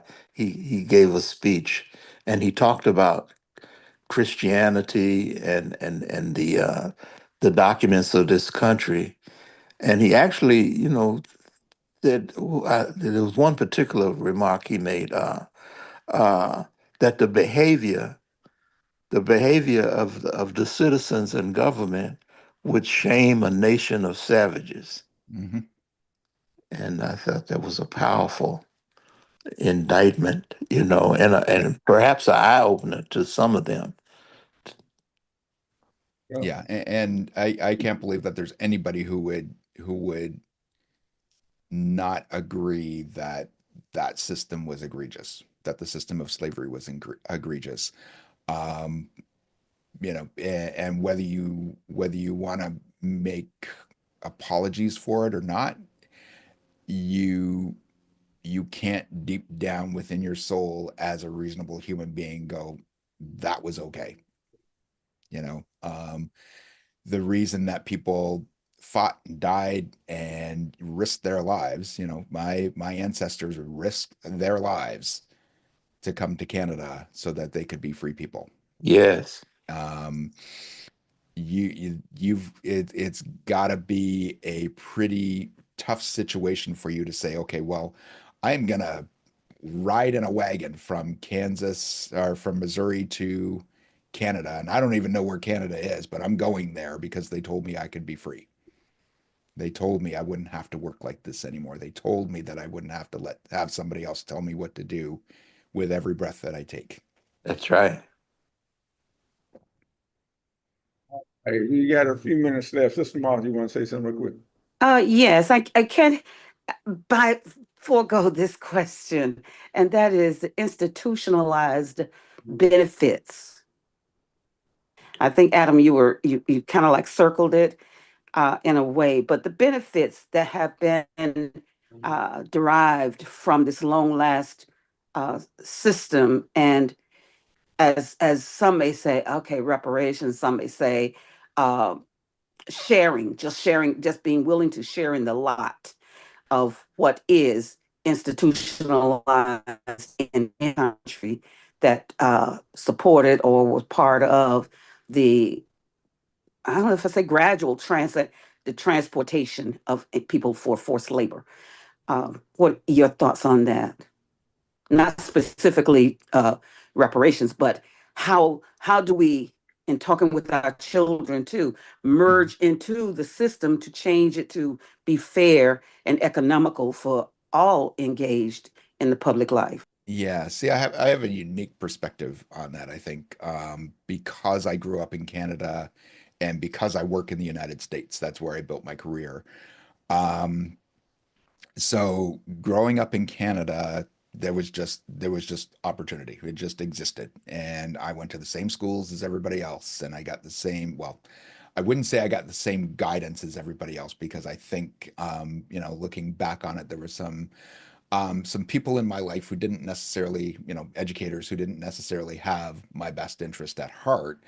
But, between the people who did and my family encouraging me to become something, and that was the phrase that they use, you need to become something. I found myself always like trying to reach for that brass ring, I think. And when I talk to my friends that I grew up with, it's the same way. They were reaching for something so that they could become something. And um, going back to the idea of self-determination again, I don't in the way that things are today, I think there's lots of opportunity. And one of the challenges in that I see in the Black community is the idea of true community. We talk about this thing called Black culture, and the thing that we have today isn't Black culture at all, in my opinion. The rap and the entertainment and the sports and all that. That's not Black culture. Black culture is a group of people who are self-deterministic, who are willing to go the extra mile to become something and to make their communities something. And really, couple of things. One is we need to depend on each other to build something, and I think we've come a long way, obviously, since 1859, since Sam and Jane made their way to Canada. But we still have a long way to go. And in spite of everything that is built to keep us um, as a subtext of the American dream, if we come together as a people and we encourage one another to become something, that is the difference maker. Nobody's going to do it for us. You can't, I hear people say all the time, well, the system is built against, well, yeah, there are systematic things that make it harder for you, but reach out, go for that brass ring and become something. That's your goal. Nobody can take that away from you. I mean, thank you so much. Thank you, Adam. All right, thank you, ma'am. Thank you for that question. Brother Daryl, again, appreciate you accepting the invitation to come on board. Yeah, it's my pleasure. Thank you. It's a pleasure to talk to everybody. I wanted to find out, I know for me, more about your experience and how much your experience of Sam and Jane, as you refer to them, how much of that has remained in your spirit to learn and I mean that's real stuff. Yeah, and I think a lot of it was spiritual, because I had no idea who these people were 20 years ago. Okay. And I'm almost 60 years old. Right. But it's made a huge difference in the last 20 years of my life, and I think in the first 40 years of my life, that spirit was there. Yes. Well, you've carrying it well, brother. You're working. You're working and spreading it. I think it's a story that should be widely told, and we're glad to be able to do our part in having that, putting that in the environment. Yeah, I appreciate you giving me the platform. It's not a problem. If anything happening in Canada or here that we need to be informed of, feel free to check back and let us know. Yeah, absolutely. All right. Absolutely. But you're right, in terms of community, and that's one thing we try to do in this regard. We're part of a community in America, unique community, and we stress working and building together. Yeah, we come out of a forum that said "do for self," and that's what we're trying to do, and we're hoping it spreads to more and more people. Because I can tell you, especially in light of this. Just coming off the local elections and statewide elections or whatever, it's politics. But I can see how we get played all the time because of us not being awake and aware of what they're trying to do. So yeah, appreciate it. Thank you again for coming aboard. And yeah, thanks for having me. We got another minute. Well, I'm not going to keep it open for another minute, but. And the next program, our next host of our next program is, I saw him a minute ago. Maybe he dropped off the scene. Brother Imam Yusuf Ramadan has this next program coming up at 9 o'clock. And I guess he'll be back on in a minute, but he's not here now, so we're going to continue on. You have any parting statements you'd like to make, Brother Daryl? Yeah. So, first of all, it was a pleasure to have this conversation with everybody. I really appreciate the opportunity. Also, it's really important that we understand where we came from, and that we're proud of where we came from. I don't start with a story that Sam and Jane were slaves. I start with the story that they were people who established a life in Canada in spite of their enslavement. Right.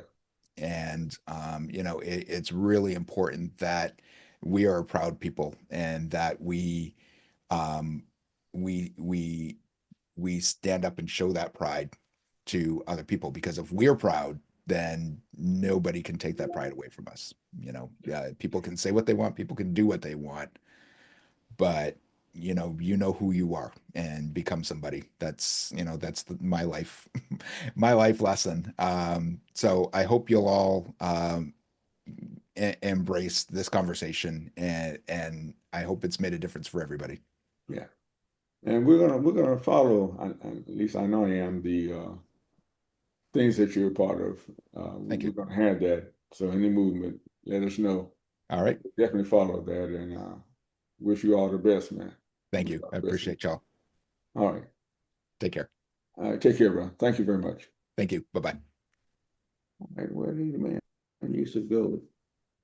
Oh, here he is. He's back on. Assalamu alaikum, brother Imam. Yusuf Ramadan, you with us? Wa alaikum assalam. How are you, my brother? Doing good, sir. Doing good. Alhamdulillah. Alhamdulillah Rabbil Alameen. Good to see you and hear from you this morning. Yes, sir. Good to be in New York this morning. Yeah.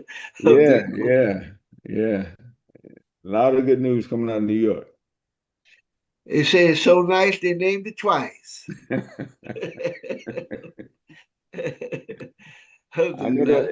that going to be your topic today? Yes, sir. Yes, sir. Okay. All right. Well, I'll be around for a minute. Allahu Akbar. Allahu Akbar. About that, alhamdulillah. So I'm officially turning it over to you, Aki. All right. Bismillahirrahmanirrahim. Assalamu alaikum. That is, with God's name, the merciful benefactor, the merciful redeemer. Peace be unto you. We'd like to welcome everyone to a new day for Al-Islam in America, American Muslim 360 edition, the #1 Islamic Zoom station or platform in America. And this is the program that deals with current events, trending topics, and issues of concern from the Muslim perspective. And as always, we say the Muslim perspective is and always should be the human perspective. So we say, Allahu Akbar, the help of Allah is always near. When will come the help of Allah? Now, we are very happy that the brother Zoran Mamdani, not Mondani and all kind Mondomi and all kind of crazy names that they call him.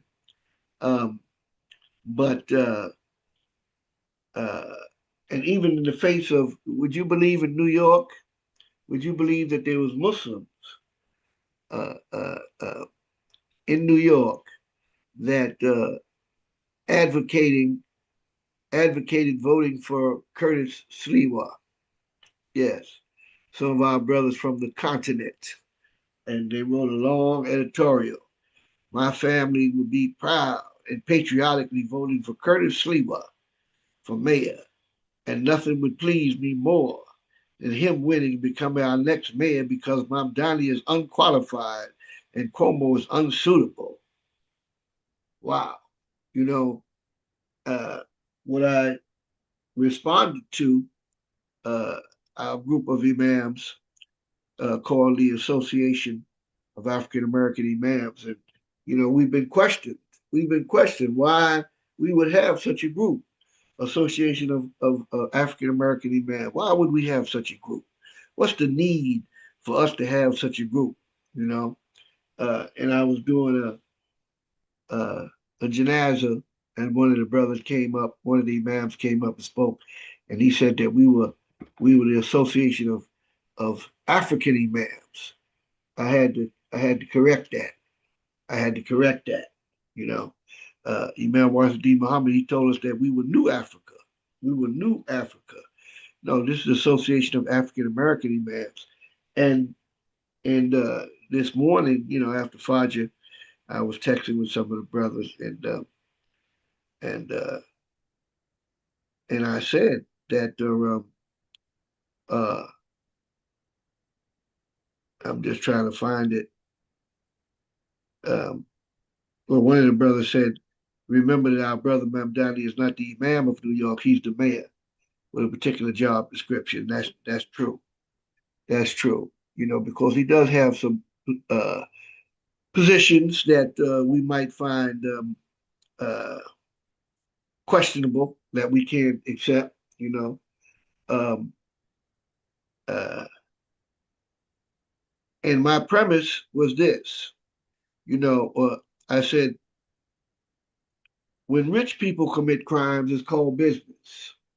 When poor people commit crimes, it's called violence. Our brother Mayor-elect Mamdani was right, although society is not ready to process and accept it when he said crime is a social construct. So my wife and I were discussing it, after Fajr.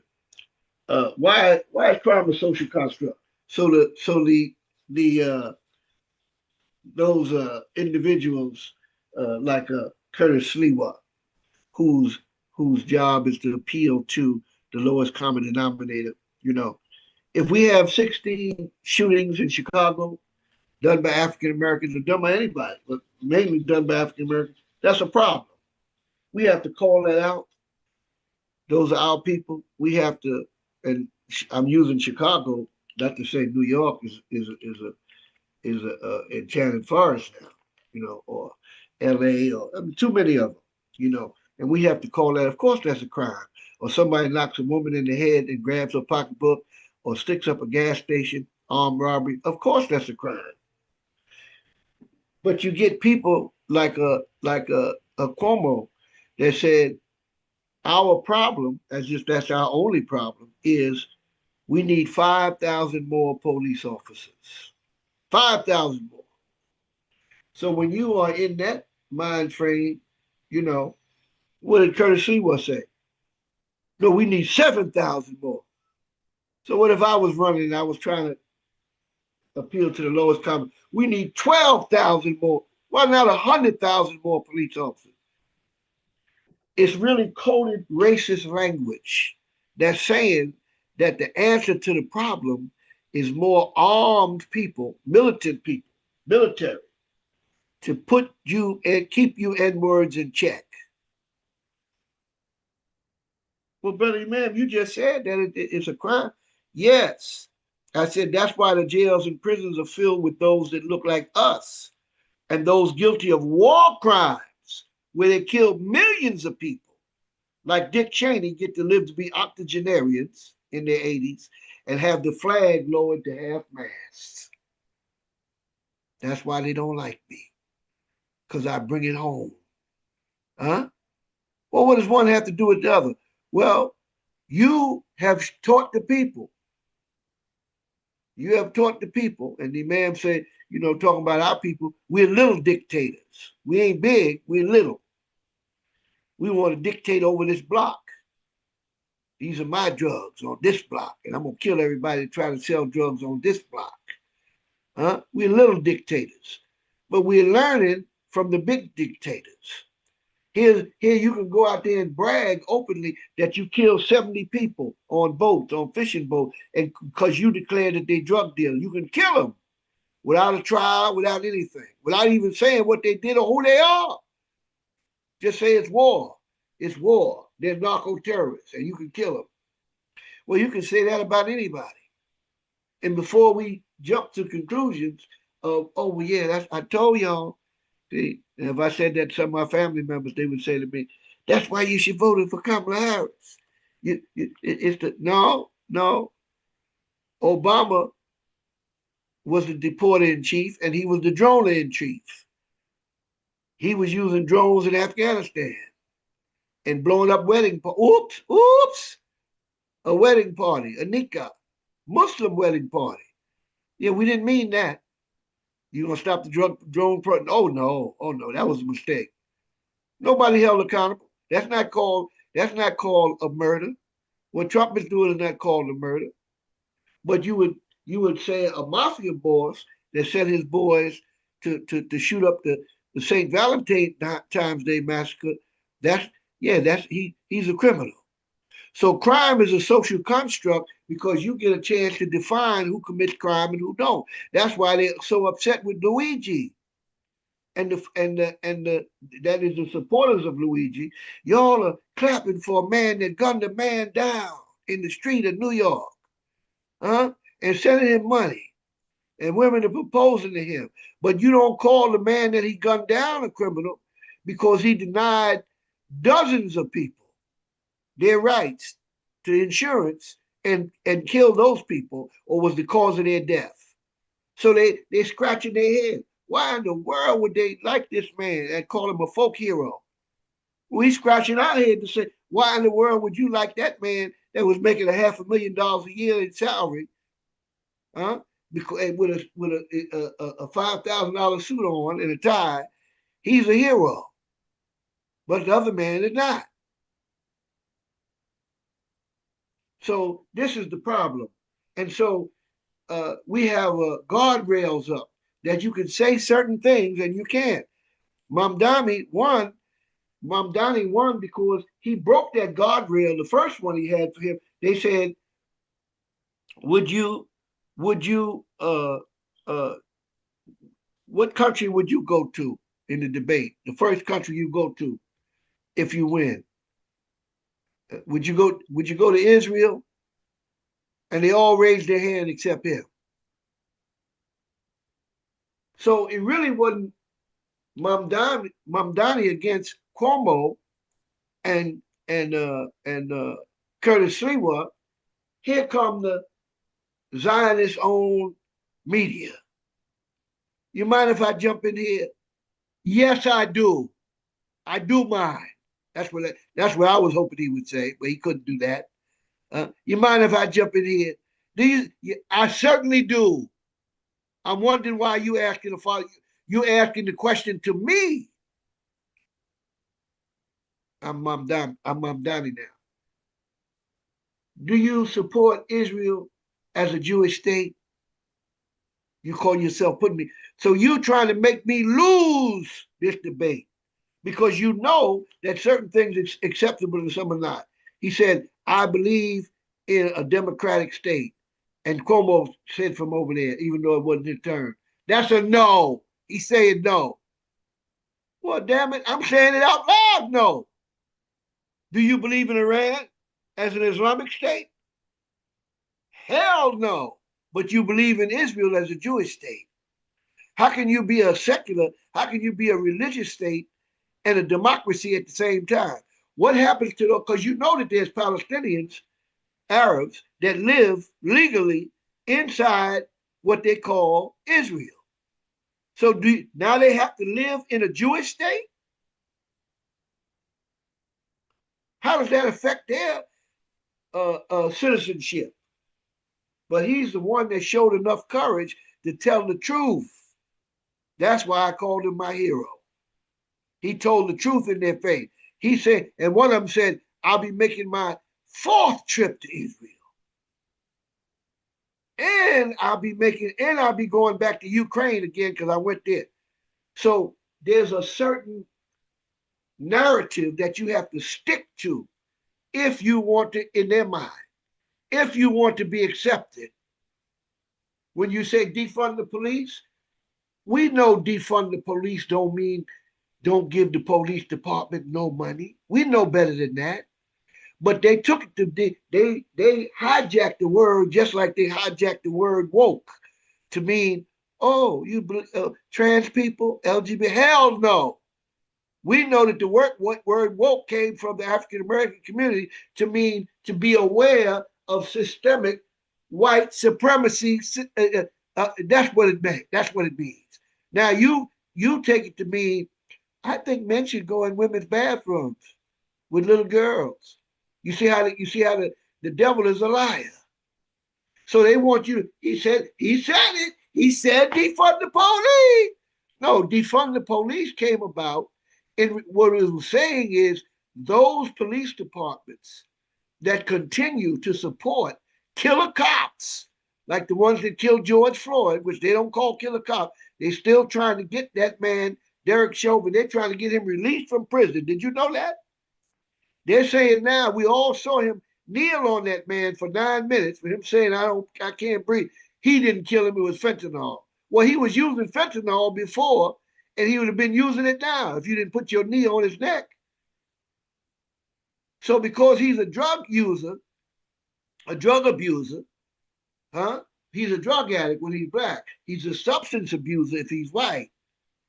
That's not the punishment for using drugs. And death is not even the punishment for selling drugs, even if those people were.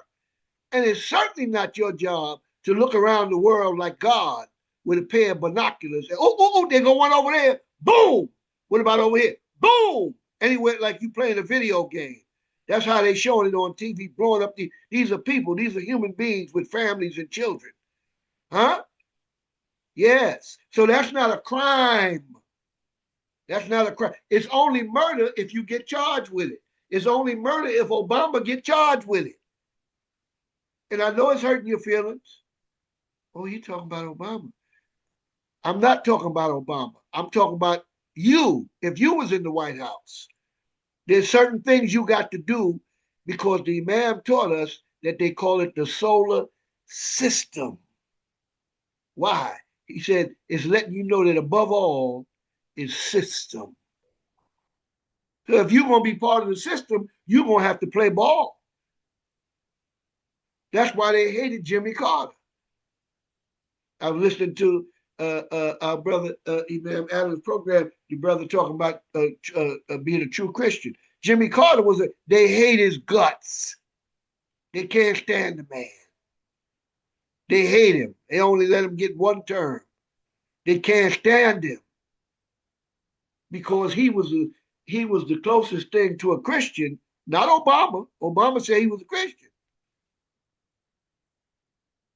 Now, it's not my job to judge him or the cat, but we didn't see him going to church hardly ever. Hardly ever. Jimmy Carter and his wife, they were real Christians. Okay, like it or hate it. Like it or hate it. He was not the one. And I never believed that Obama, one of the imams told me, no, brother man, if he said he's a Christian, you have to accept that. Well, I accept that he said it, but in my heart of hearts, I don't believe that Obama believes in his heart that Jesus Christ is the Son of God. I do not. I never believed that. First of all, he was raised in a Christian country. He had a Christian, he had a Christian father and stepfather. And he was raised and he went to school in one of the madrasas, a word that they taught us that means terrorism. The Muslim school. If you say madrasa, that's why the Imam told us don't name our schools madrasa because of what they assigned to it. So when I went to an African-American community, I won't say which one it was, and their school was called a madrasa, I knew it wasn't a Clark Muhammad school.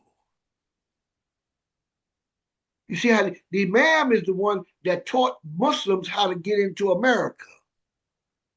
When I say get into America, I mean to operate successfully in America. That's what I mean. We're already here.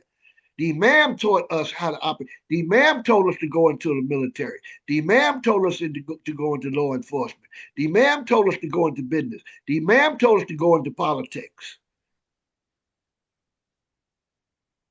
Remember when the immigrant Muslims would say, Muslim, we don't participate in politics. Even some Negro Muslims would say, no, we don't get into politics. I said, well, it's going to get into you. You don't have to get into politics. It's definitely going to get into you, whether you're into it or not. It's going to affect you. So you can stay on the side and dicker and say you ain't got nothing to do with politics, but it's definitely going to have something to do with you. When you have a sign out there that says no parking on Friday, and that's the day that we have Juma, and you have to go down to the precinct or go down to your city council and get them to change the sign. I'm not saying that, most of them were saying don't get into the dirty pool of politics. It's a dirty pool. You see how dirty it is. They're portraying this man that he's flying a plane into the World Trade Center. Why? Because he's a Muslim. As a matter of fact, they still even he has to do it. Mehdi Hassan, anybody, any Muslim in public life, you have to pretend that anti-Semitism means anti-Jewishness or anti-Israel or anti-Zion. You have to pretend that. If they attack a synagogue, which they did the other day, which I believe was them in New York, but we don't see who it is. And that's not the first time that they've been caught attacking their own place so they can cry. I believe it's called false flag. It's not the first time. And you have to, I condemn anti-Semitism. What's anti-Semitic about that? You have to be a Semite in order to be a Jew. Is Sammy Davis a Semite? He was closer to being a Semite than them, than Netanyahu. But you have to pretend that. Why? Because to be a Semite ties you to the land. Yasser Arafat was a Semite. All the Palestinians are Semites. But you don't hear being against them called anti-Semitism. They took that word for themselves the same way they took woke. And they redefined the word for their own. So when you get into the ring and you to fight and you follow the other person's guidelines, it's setting you up to lose. Now, if you were Muhammad Ali or somebody that danced around the ring, which they call or boxing, because they have a primitive caveman concept of what it means to be a boxer. They don't see boxing as what is called the sweet science. It's a science. That's why we got Sugar Ray Robinson, the real Sugar Ray. Not to take nothing away from Sugar Ray Leonard, but Sugar Ray Robinson was on a whole nother level. Now, Sugar Ray Leonard was a bad man, but he wasn't no Sugar Ray Robinson. That's why they called him Sugar, because he was sweet. But they want you to be like them, like Jim Jeffries and gentleman Jim Corbett. They want you to stand in the middle of the ring. I hit you, you hit me. I hit you, you hit me. I hit you, you hit me. Whichever one gets knocked out first is the loser. No, Muhammad Ali taught us, the art of boxing is to hit and don't get hit. Oh, you're a coward. You're afraid to get hit. No, I'm too smart to get hit. And even though Ali was a master of that, he still wound up with Alzheimer's, just getting punched in the head. You see? So when you let them define the way that you fight, you're a loser. You can't define for me. You don't tell me. And that's why the brother won, because he's the first one. One of the reasons why he won, he broke out of that straitjacket. Yes, why would I go to Israel? You didn't ask me if I would go to Montenegro. You didn't ask me if I would go to France. You didn't ask me if I would go to Italy. Why I got to go to Israel? Why can't I just stay in New York and serve the Jewish citizens along with the Muslims, the Christians, and everybody else? So it's trickology, like the Honorable Elijah Muhammad, a word that he gave us. It's trickology. That's all it is. And if you step into their trap and into their trick, you're gonna get caught. So what he did was he concentrated on affordability that he knows cuts across ideological, racial, and religious lines. Because the name of the game is, the Imam taught us that racism was invented to keep us out of the race. They know that you're not inferior. They know that they're not superior. That's why they can put a Barack Obama up there or any other person they want. That's why they put the sister up there from Virginia, and she lost. Now the Democrats are celebrating, but the woman that they elected, I'm not saying that we should have elected Sears. No, she said too many anti-black things. She's just a puppet for them. But the white woman, Spanberger, she's a CIA spy. Yes, that's your governor. So, oh, yay, the Democrats won. That's the game that they give you. Vote blue no matter who, except if it's a Democratic Socialist Muslim. That's why the head of the Democratic Party, the number one Democrat in office, Senator Charles Schumer, Chuck, that's another game. That man ain't no friend of mine. What am I gonna call him by his nickname for? Hey, Chuck, what is he, 8? He's a grown man. They want to endear him to you. That's Chuck Schumer. No, that's Charles Schumer, arch Zionist. Did not vote for Mamdani. And guess what? One of my relatives got mad. Obama didn't endorse him either. Oh, well, he called him. I said he didn't endorse him. Well, not publicly. Do you know what endorsement means? An endorsement means public support. Obama called him and told him, I'll be your sounding board. Well, did I call you and ask you to be my sounding board? Well, Obama can teach him a lot.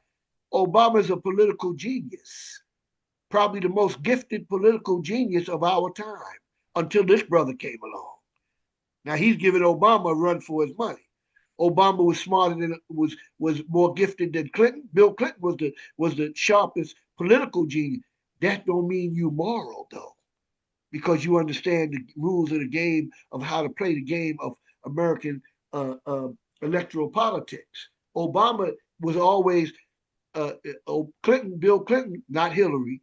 Bill Clinton was always the smartest one in the room until Obama got there.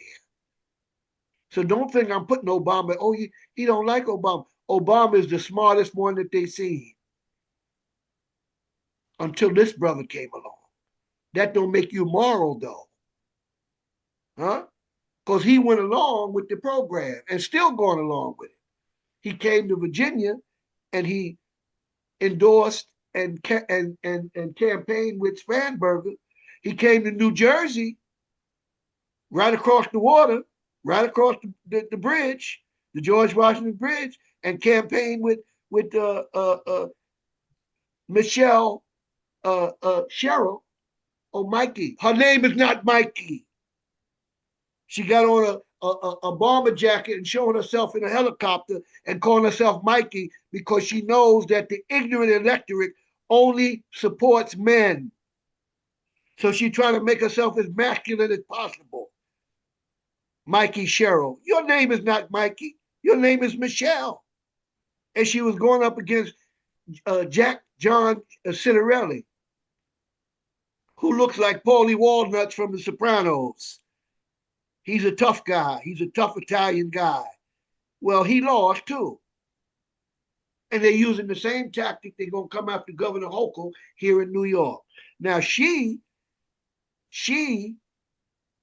publicly endorsed Mamdani, not because she's broad-minded, but because she's going to be primary from her left, what they call the left, and she needs Mamdani to support her. Not because I agree with his policy. No, she needs him. And she knew she was going to need him more. That he don't need her. Just like I said about Hakeem Jeffries. Hakeem Jeffries, he got a Muslim name. He's one of the biggest recipients of AIPAC money. Charlemagne called him AIPAC Shakur. Okay, that was one of the funniest lines in the whole campaign. AIPAC, and guess who his uncle is? Dr. Leonard Jeffries, a scholar and one of the main ones that stood up for our people. He had to denounce his own uncle because they found writings of his when he was in college. His uncle is a scholar and one who stood up and fought for us, for the African American community. He had to denounce him as being anti-Semitic. Isn't that horrible? He's an embarrassment to the Jeffries family. Hakeem Jeffries, at the last minute, a few days before the election, he came out and gave him what you would call a left-handed compliment, faint praise. Huh?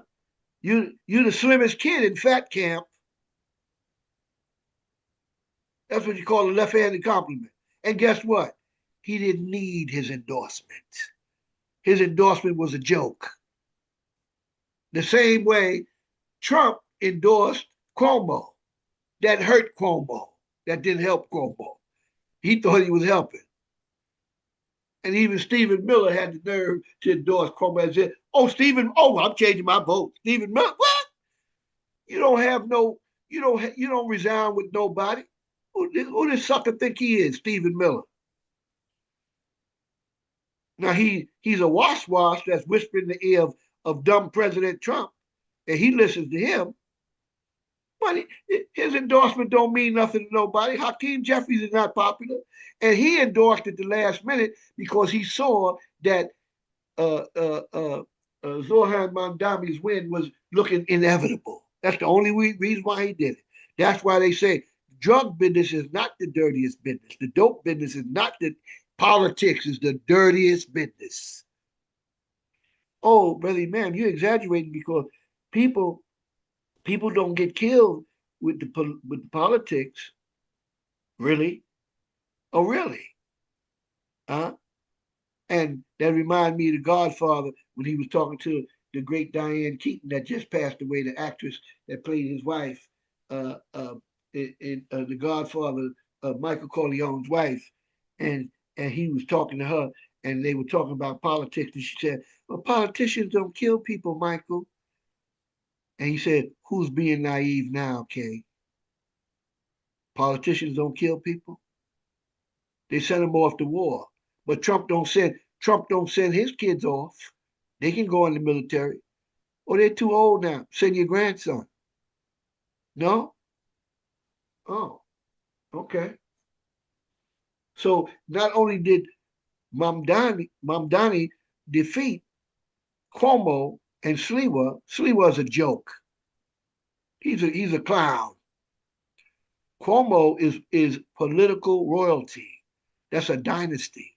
His daddy was the governor of New York for 3 terms in a row, 12 years. And he would have been the governor for 12 years, but he was forced to resign in disgrace over sexual assault with 12 different women. And now the fact that he would hold himself, you don't think politics is dirty? After being, not only that, that's not the worst of what he did. He sent all those elderly people to the old folks home to die over COVID, knowing that they were going to die there. And not only that, their children and their grand couldn't even visit them before they died. But he had the cojones to hold himself up in front of the people and say, vote for me. These people are shameless. They're shameless. I don't think John Gotti or The Godfather or Tony Soprano would have the cojones to stand up and say, why don't you vote for me? And everybody knows Cuomo didn't want to be the mayor after being the governor. That's a demotion. He just wanted to use it as his entree back into politics. Because if he'd have won that, oh, these people are stupid. They made me the mayor after all that.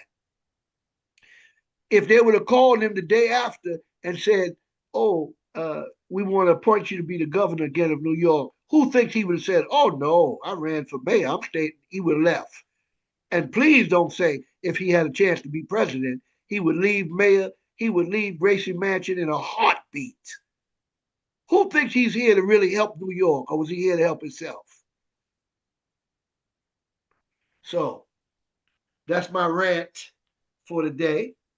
And if anyone would like to join in or dress me down or tell me I'm wrong, feel free.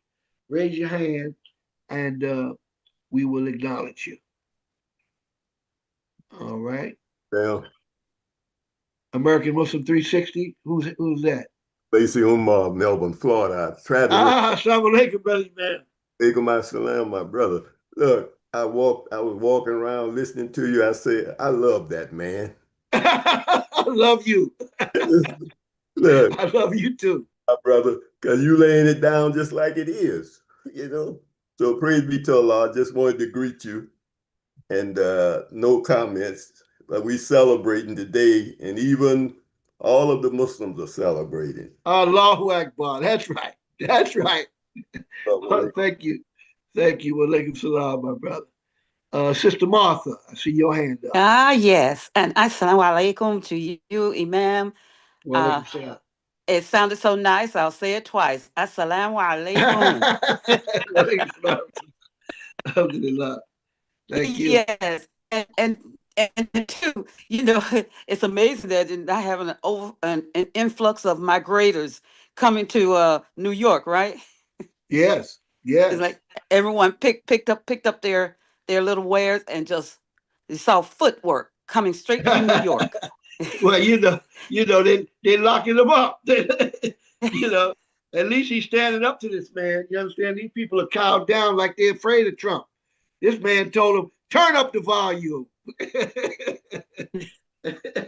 And praise be to Allah, in the transition, and a question, as you mentioned, we know there are agreements on the books, in the policies, in the makeup, and we know how things have been situated in the country. So I know I would understand when situations would be brought forward probably to him. But I do believe that he will come forward and present to the public and explaining before situation gets harder or trying to be subdued by it without acknowledging it to the public. I think there was a president that used that they used the platform to bring things publicly to the audience, to the public, and let it be known that this was a manipulation behind the scene that was trying to be held, but by him publicly. And I'm trying to think of his name, but it doesn't matter. The main thing is letting the public know and saying this is the true government of the people. So I stop right there. Alhamdulillah, Allahu Akbar. I see my brother Michael Hamid. Assalamu alaikum. God's peace and blessings be with you, Imam, and to the audience as well. Yeah, man. Flatfoot talk, as Brother Kareem Hamid would say, flatfoot talk, and the bringing the connection. I'm gonna call you Brother Mythbuster. Yeah, man. Well, we're a nation of laws and not of men. Myth. In theory, justice. In theory. Yeah. Justice under the law. Myth. And how the connection of systems, that's so important. The connection of this behavior. The way African Americans are seen is because of a system, a particular, and a mythology, that supports us being seen as the other, not really deserving of equality under the law or otherwise, like back in the days, the earlier days when we were struggling to establish ourselves. No law that we have to recognize in terms of how we treat Black folks, African Americans. We don't have to respect the law in regards to them. And now we're seeing other people being affected by that same mindset, that same systematic way of thinking, of this group is better than the other group. And again, I thank you, Brother Imam. Thank you. Well, what this was the Supreme Court, Roger B. Taney. No black man has any rights that a white man is bound to respect. They haven't changed that in their mind. That's right. My beloved brother Kareem Hamid, I see your hand up. Yes. Assalamu alaikum to everyone. Walaikum assalam. Praise be to Allah. I woke y'all up. I hope I woke y'all up this morning. You know you did, Imam. Praise be to Allah. Yes, we are truly woke. the victory of Mamdani is a huge power shift in this country. Allahu Akbar. You know, you will not be, well, they had it structured whereby you would not be politically successful unless you catered to AIPAC. That's right. The American Israeli Political Action Committee. That's right. That's right. And we know that AIPAC is synonymous in some areas with Jews.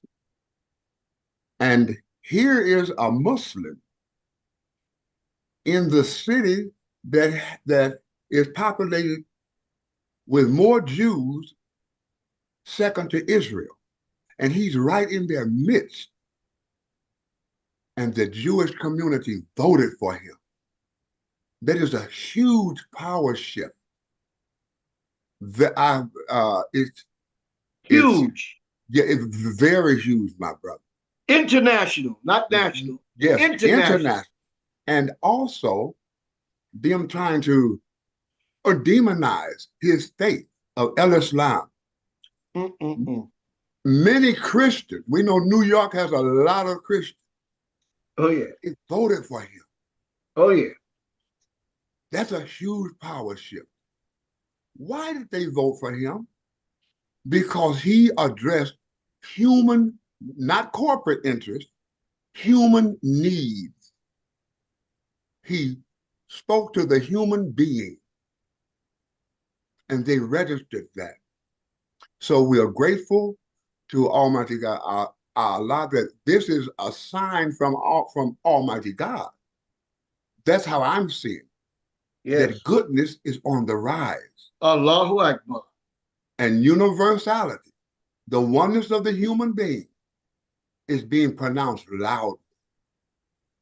So we hope that our brother is successful in that office there, and know that there will be a lot of things coming at him. A lot of enemies will be definitely shooting darts at him. But we pray Allah that he's able to avoid those darts and answer human needs, neighborly needs. Praise be to Allah. This is a wonderful day. We truly understand the huge power shift that is shifted on this earth. Thank you, my brother. And Yusuf, I truly enjoy, how you really bring reality, not the as Michael said, the myths that they have created, the lies, and that you are able to actually see the reality. So may Allah continue to bless you and us, and Almighty God is with us. He is on the side of the human being. Assalamu alaikum, my brother. Praise be to Allah. Alaikum assalam. Thank you. Thank you. Yes. Yes. So, you're right. See, he didn't only defeat Cuomo and Curtis Sliwa, who's a joke. He's really a joke. He got like 6,000 votes. I mean, I know he got 100 and something thousand. He did get too many votes. Eric Adams was still on the ballot, who was a great disappointment to us. Who we were early. The African American imams were early supporters of Eric Adams, who I know before he was even a politician, before he was the, each borough has a borough president. So he became Brooklyn borough president. But I knew him before then. I knew him when he was a police officer. Now I sent one of the imams, or two of the brothers I was talking to, a picture of him when he was a fat guy with a mustache, and he built his public image as a critic of the NYPD. As a critic, he was the head of a group called 100 Blacks in Law Enforcement Who Care, and they were holding the NYPD to task for their racism and their police brutality and their murders of unarmed, innocent, even black children. So for them to come after Mamdani and say he called the NYPD racist, he should apologize to them. We demand an apology. You remember they used to have a litmus test that they would say to any politician, whether it was Jesse Jackson, whoever, do you condemn Minister Farrakhan? We can't even talk until you condemn Minister Farrakhan, you know. And they made President Obama condemn his pastor, Reverend Wright, Jeremiah Wright. They made him condemn him publicly before he could go forward. You see, they made him condemn him, you know. So they've had us jumping through these hoops. You know, if you want to join in what that's telling you, if you want to join their group, you have to walk their chalk line. You got to walk their chalk line. This is before he was even a captain. He was Lieutenant Eric Adams, and he's from Queens. I'm gonna brag a little bit. Queens, by all means. That's where Mamdani is from too. He's from Queens, okay? And we say Queens by all means, you know. And Eric Adams, this is him. This is how he looked. He was with us when we went out there to get Mike Tyson out of prison, to pick him up from prison. He was there. He was there with Don King. There's Eric Adams, Lieutenant Eric Adams. They had 100 blacks in law enforcement. Don't even look like him no more, right? Which is good that he lost all that weight and he, you know, got rid of his diabetes and everything. But he's always been, you know, a political opportunist. We couldn't see it at the time, but he used that. Now he reverted back to he really didn't want to be the mayor. I think he just wanted to be the police commissioner. Because even after they arrested Luigi Mangione, he had to walk in that. He had to get in that perp walk. He had to get in that too, and he really wasn't involved with it. It was the feds that got him, not NYPD. And they might have sent some of the people out there, but it was really a Fed crime because he crossed state lines in order to carry out that murder. But he wanted to be in the shot. He wanted to be in that shot. And like I said,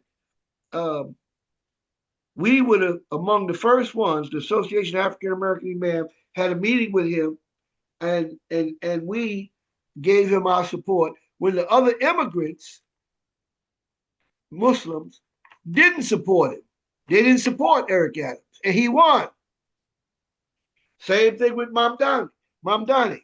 We had a Zoom call with him. We supported him. We supported Mamdani early on. And look, if Allah is with you, who can be against you? Who can be against you? So not only did he defeat, and this is what I want to play this for you before we run out of time.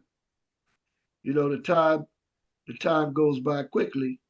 You know, they say time flies when you're having fun, but it flies when you ain't having fun too. Time flies, period. You know what I mean? But I wanted to find